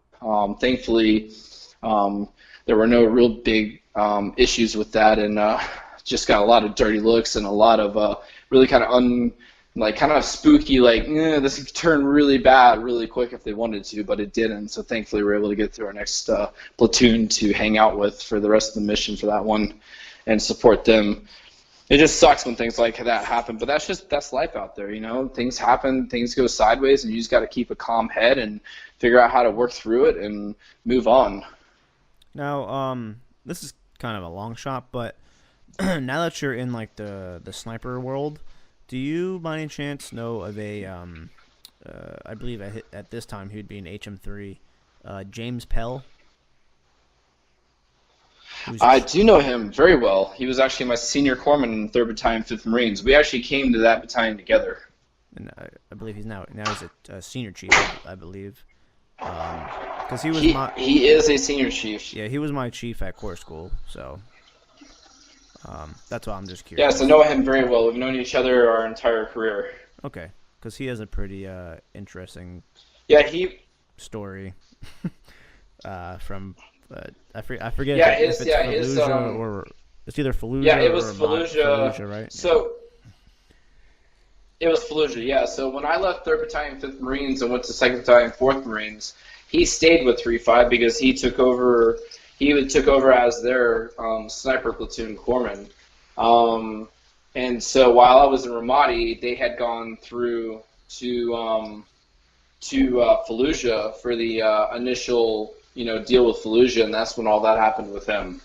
Yeah, I actually I reached out to him and he didn't answer me. I'm trying to get him on here too. But now did you run into like Chris Kyle at all? I mean, I know he was a SEAL, but like was it true like how like the insurgents had like signs up for like his head and stuff like that? Like, did you see any of that while you were over there? We had heard something about that, but I think that was a little post Ramadi. When I say that, like, he had gone there multiple different times, and we know, like, if you go back and look at the history now, you can go back and be like, wow, I mean, I'm sure that dude and his team was operating at the same time we were, simultaneously, side by side, and that just goes to show. Can you hear me? Yeah, man. I feel like we kind of lost each other there. Yeah, we lost. It's all right though. I can like edit that out. That's fine. Yeah, I feel like we're gonna have to do like a 2-part series here. What's going on? It's fine. I'm still recording, so I can just like chop that little break out. It's fine. So you said that you heard a little bit about Chris Kyle. Yeah, so Chris Kyle, yeah, he was. So I think when a lot of that started happening, where they were like, putting bounties out for him and all that stuff, was a little bit. I think it was closer like going into like his 2006 push through at that point, because I'm pretty familiar with his story. I do know that when you talk about guys like Jocko and own guys I know that I work with now in the community is a lot of these guys I talk to and like who've been around as long as I have are like, yeah, man, like we were out there the same time you were, and you start like lining up like missions that we were running simultaneously, and I had no idea that Big Brother from NSW was right there with us along the same time, going through in 04, 05, going through 06, and then finally through 07. We were doing simultaneous hits on stuff. We just all had their own little piece of the puzzle, and and you're just like, wow, you didn't know that there was something that was actually that big going on, and you were a part of it. Like you did your job, kicking doors in and moving around. And and then at the same time, these guys are coming in, right beside you, or like maybe a town next to you, and like they're taking on another hit at the same time, or that was the initial target, but we were just out there creating hate and discontent, riling things up, so they weren't paying attention to whatever it was they had to, and the true good guys come in and take it out, So it was pretty cool to know that like we were doing stuff at the same time, and it was for a better cause, for a bigger deal. Like it wasn't just meaningless work. Like we were actually out there doing something legit, Right. Now, so your whole all of your deployments were all in Iraq. Did you ever do Afghanistan at all, or? Yeah, I did a deployment in Afghanistan in 2014. It was an augment. This is after I'd moved on with my career and actually went to independent duty corpsman school to be a more or less like kind of like the subject matter expert of the corpsman rating at that point. Your job is to work independently from a doctor and actually go out for deployed into areas, and you are the the person for medical. Like they have a title they call the senior medical department representative. And your job is to run an entire medical department without a doctor around. And so I was actually at Kings Bay, Georgia, and checked in, had already gone out and actually supported a couple things off of the East Coast for training for the true warfighters on the gray floaty thingies that I'd never been on before. And those whole warfighter deals, and so this augment came up like, hey man, we need an IDC. You're gonna have to go fill the billet. So I went out with this team, Marine Corps logistics. So this is my first time being behind enemy lines. I had never done that in my entire career. So I was supporting a logistics company, and their entire existence was to basically take everything that the Marine Corps had brought in to Afghanistan out, and I was at Camp Leatherneck. The cool thing was I was the last Marine Corps unit on Camp Leatherneck in Afghanistan. We shut that base down. We were side by side with a Marine line battalion, so the true warfighters, as you want to call it, and we were working side by side with them and bringing all this gear in and basically packing it up or distributing it somewhere else, or destroying it in place, and we did that for 6 months, and until we shut down Leatherneck and turned it over to the Afghanis. Didn't go without any like fun stuff. I did actually have a pretty interesting thing happen there. This Marine had was working with a like industrial shredder, and somehow the thing had jammed, and the Marine decided to try to unjam said jam, and got their hand caught up in the underneath of it, and actually sucked their hand up into the shredder. It was quite interesting, non-combat related, but it was pretty cool. I got to do some cool medicine there, and we had to basically figure out how to get this Marine's hand out of the shredder.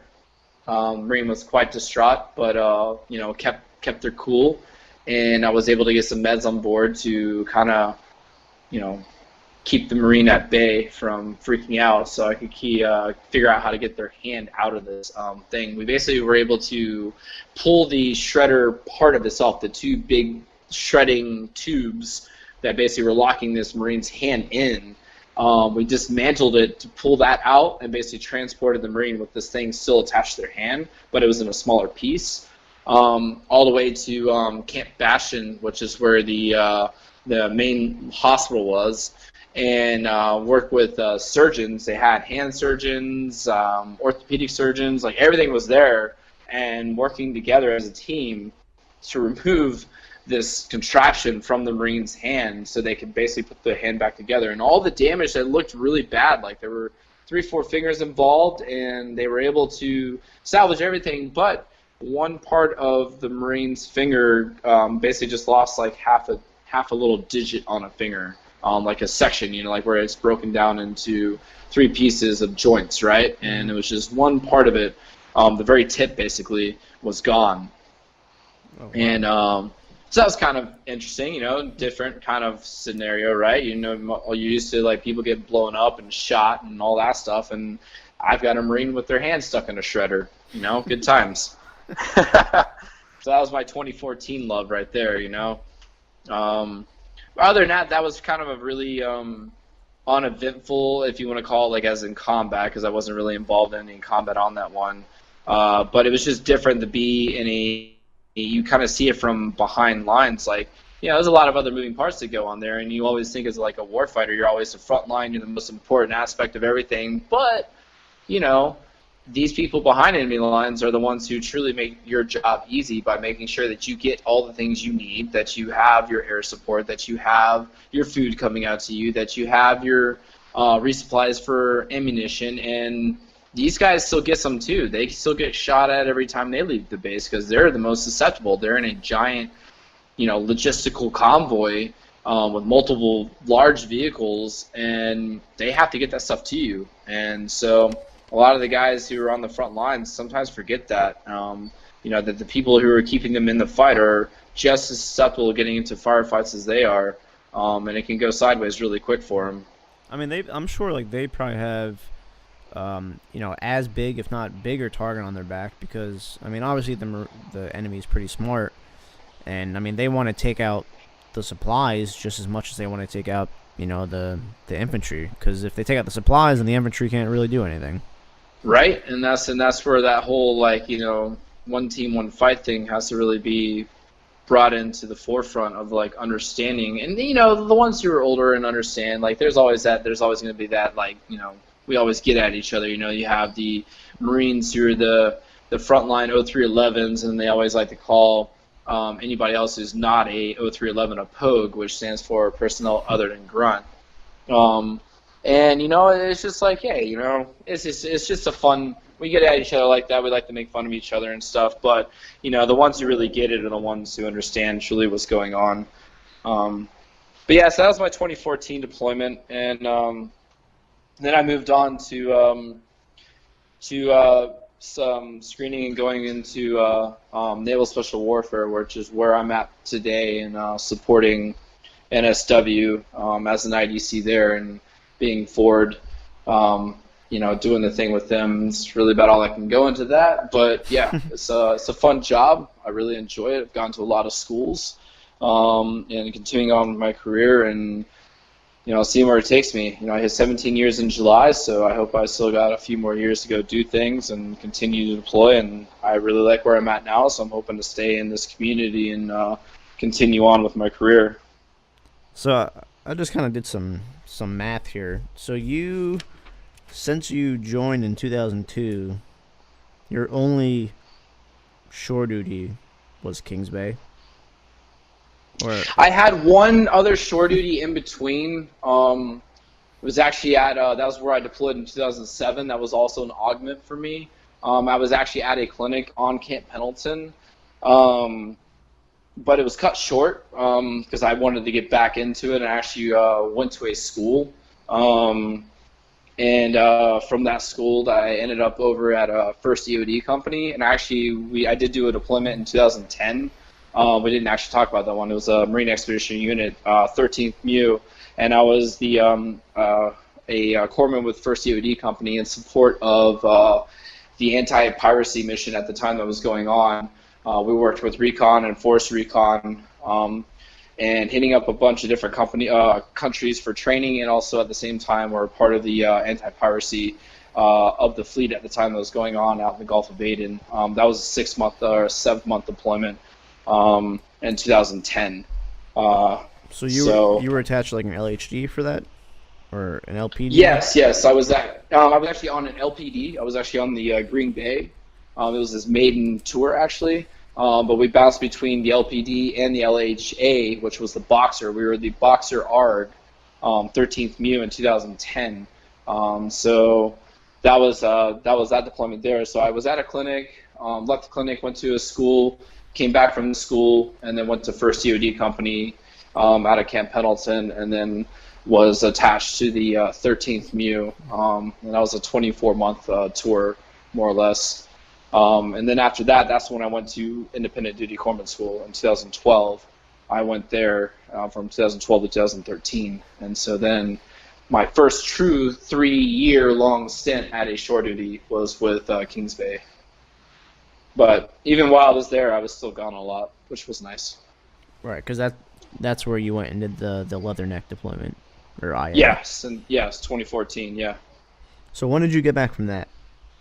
I got back from that, and funny enough, it was literally every single deployment I have been on my entire career. I don't know how this happened. Actually, a lot of people think it's really funny. Every deployment I have been on has been between February and September. Yes, I'm starting to see that. Yeah, it's a trend, right? It's pretty cool. And so on that one, I actually left in April It was March, April, and I came back in October. October of 2014. 2014, okay. Yep, and that's when I ended back at the clinic, and then I left the clinic in 2016. Yeah, September, right? September. Yeah, because you left. 2016, because we were working together. Yeah, let's say I got there.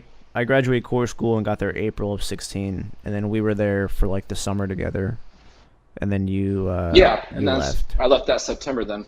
Yeah, yep. August, September, yeah. So, yep, that was when I left there, and that's obviously where we met. Yeah. I'm stoked to see where you're at, though, man. It's just rad that you're able to get out of there and actually do some things. Yeah, I actually it's pretty funny how I got out of there. So I had 2-year orders there, obviously. And my PRD was June of this year, and in September, like this past September, is when my window opened up to pick orders, and the week that my window opened up was the same week that we were evacuated for Irma, I think it was, whatever the oh yeah, that's right, whatever the last hurricane was. Yep. And I actually ended up going south to Orlando to evacuate because my grandparents live there, so I wanted to go be with them to make sure that they were all right. But we had no power, no anything, and luckily, like the second day of the window opening, their power came back, and I had my laptop with my CAT card reader, so I was able to get on CMSID and all that. And it was nothing but Marine billets. I wanted to go to a ship. That's what I wanted to do. So I called my detailer, and I was like, I will leave today if you can get me on a ship in Mayport. And she was like, done. And she didn't tell me what ship or anything. And then I literally had order. We got back to work the next week. Like, they lifted the evacuation order and all that. And Sandy, the career counselor, came to my office and gave me my hard copy orders. Like, literally less than a week after I talked to my detailer, I had hard copy orders. And they said, pre-commissioning detachment, USS Paul Ignatius, Norfolk. And I was like, what the fuck? I thought, and they had me PCSing in January, so 6 months early. But it was only 3 months away from when I got my orders. So I was like, I just finished building a house. Like this isn't a lot of time. Like I gotta transfer to like Virginia. Like what the hell? So I called her, and I was like, what happened to Mayport? And she was like, it's a pre-commissioning unit. The ship's being built in Mississippi. And I was like, then why the hell am I going to Norfolk? Like, this is making, like, no sense. So, ultimately, what's happening is we're here for a little bit because a lot of there's a lot of new technology on our ship because it's a new destroyer. And a lot of those schools for those systems are here in Norfolk. So they sent a lot of the crew here so they could get all the training, and then in a couple months we're going down to Mississippi to take the ship over, and then do sea trials, and then we're gonna end up in Mayport, sometime next year. So I kind of got my wish, but I got out of Kings Bay 6 months early, which was kind of nice. Yeah, yes, anything out of there, not to bash on Kings Bay people, but it's not for everybody. It's not.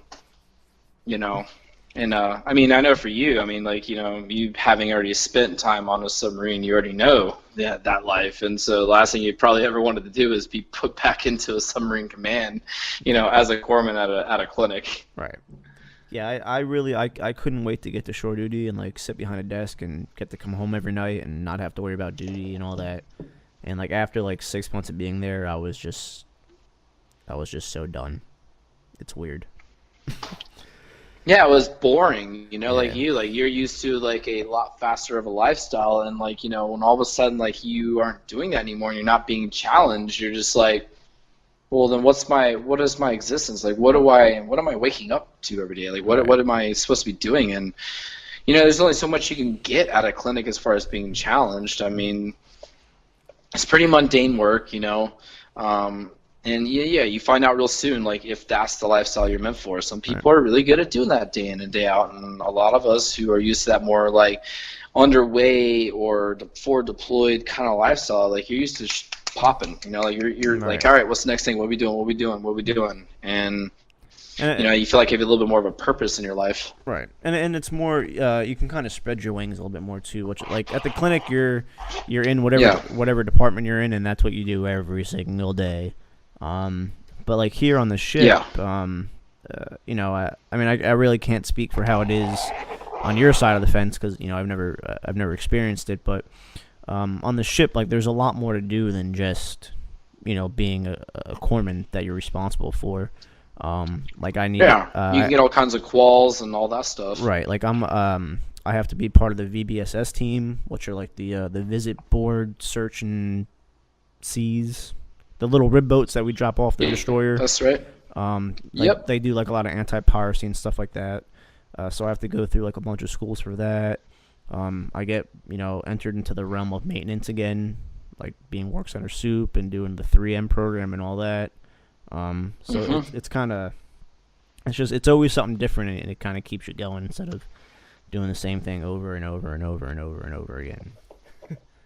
Yeah, and I mean that's the thing. You want to be challenged when you come to work. You want to have that sense of purpose and belonging. And it's like when you're not being challenged anymore. And it was like one of my this on my wife's side is a cousin. This young guy just joined up and is in the Air Force, and he's working as a crew chief with the F-35 fighter. And I told him today, I was like, like a very wise man told me a very long time ago. He's like, the day that you're the smartest person in the room is the day that you're in the wrong room. So, I've always taken that with that, and it's like, if you're no longer challenging yourself to where you are no longer seeking to learn things, and you're at a stagnant point in your life, and you are the one who is now the smartest person in your room, it's time for you to move rooms, because it means you need to challenge yourself again. And that's what I've continued to try to do in my career, is always try to put myself out there to be in new positions where I am now challenged to learn new things and not get stagnant where I'm at. That's awesome. And I definitely feel like the community you're at now, it's probably pretty easy to challenge yourself. Oh, yes. So many different ways. Yeah, man. I mean, we've been going for like 2 hours and 50 minutes. It hasn't even felt like that. Yeah. No, man. It's crazy, dude. It's been so much fun. I know that there's so many other things we could probably talk about, but hey, this means there's just more room for more podcasts. Exactly. I feel like we definitely could have spent probably just 2 hours on like Ramadi and Fallujah by themselves, I'm sure. But I really I appreciate. I mean, I know you said this is your day off, so I appreciate you spending your day off a couple hours with me. And I hope that you got something out of this. Like I said, I really want to use this podcast to just document those stories that may have not ever made it out there, and kind of doing my small part. So I appreciate you sharing your stories. I know sometimes it's kind of hard for people that have gone through stuff like that. So I do appreciate that. And honestly, I wish I knew half of this stuff when I worked with you, because I probably would have picked your brain a lot more.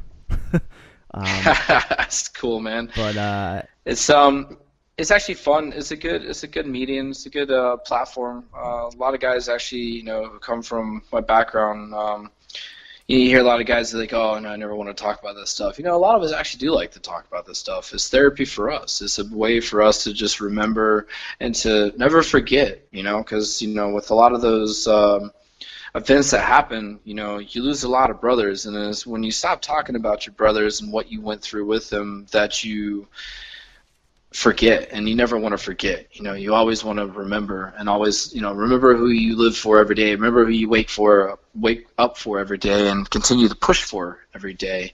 And that's kind of my therapy.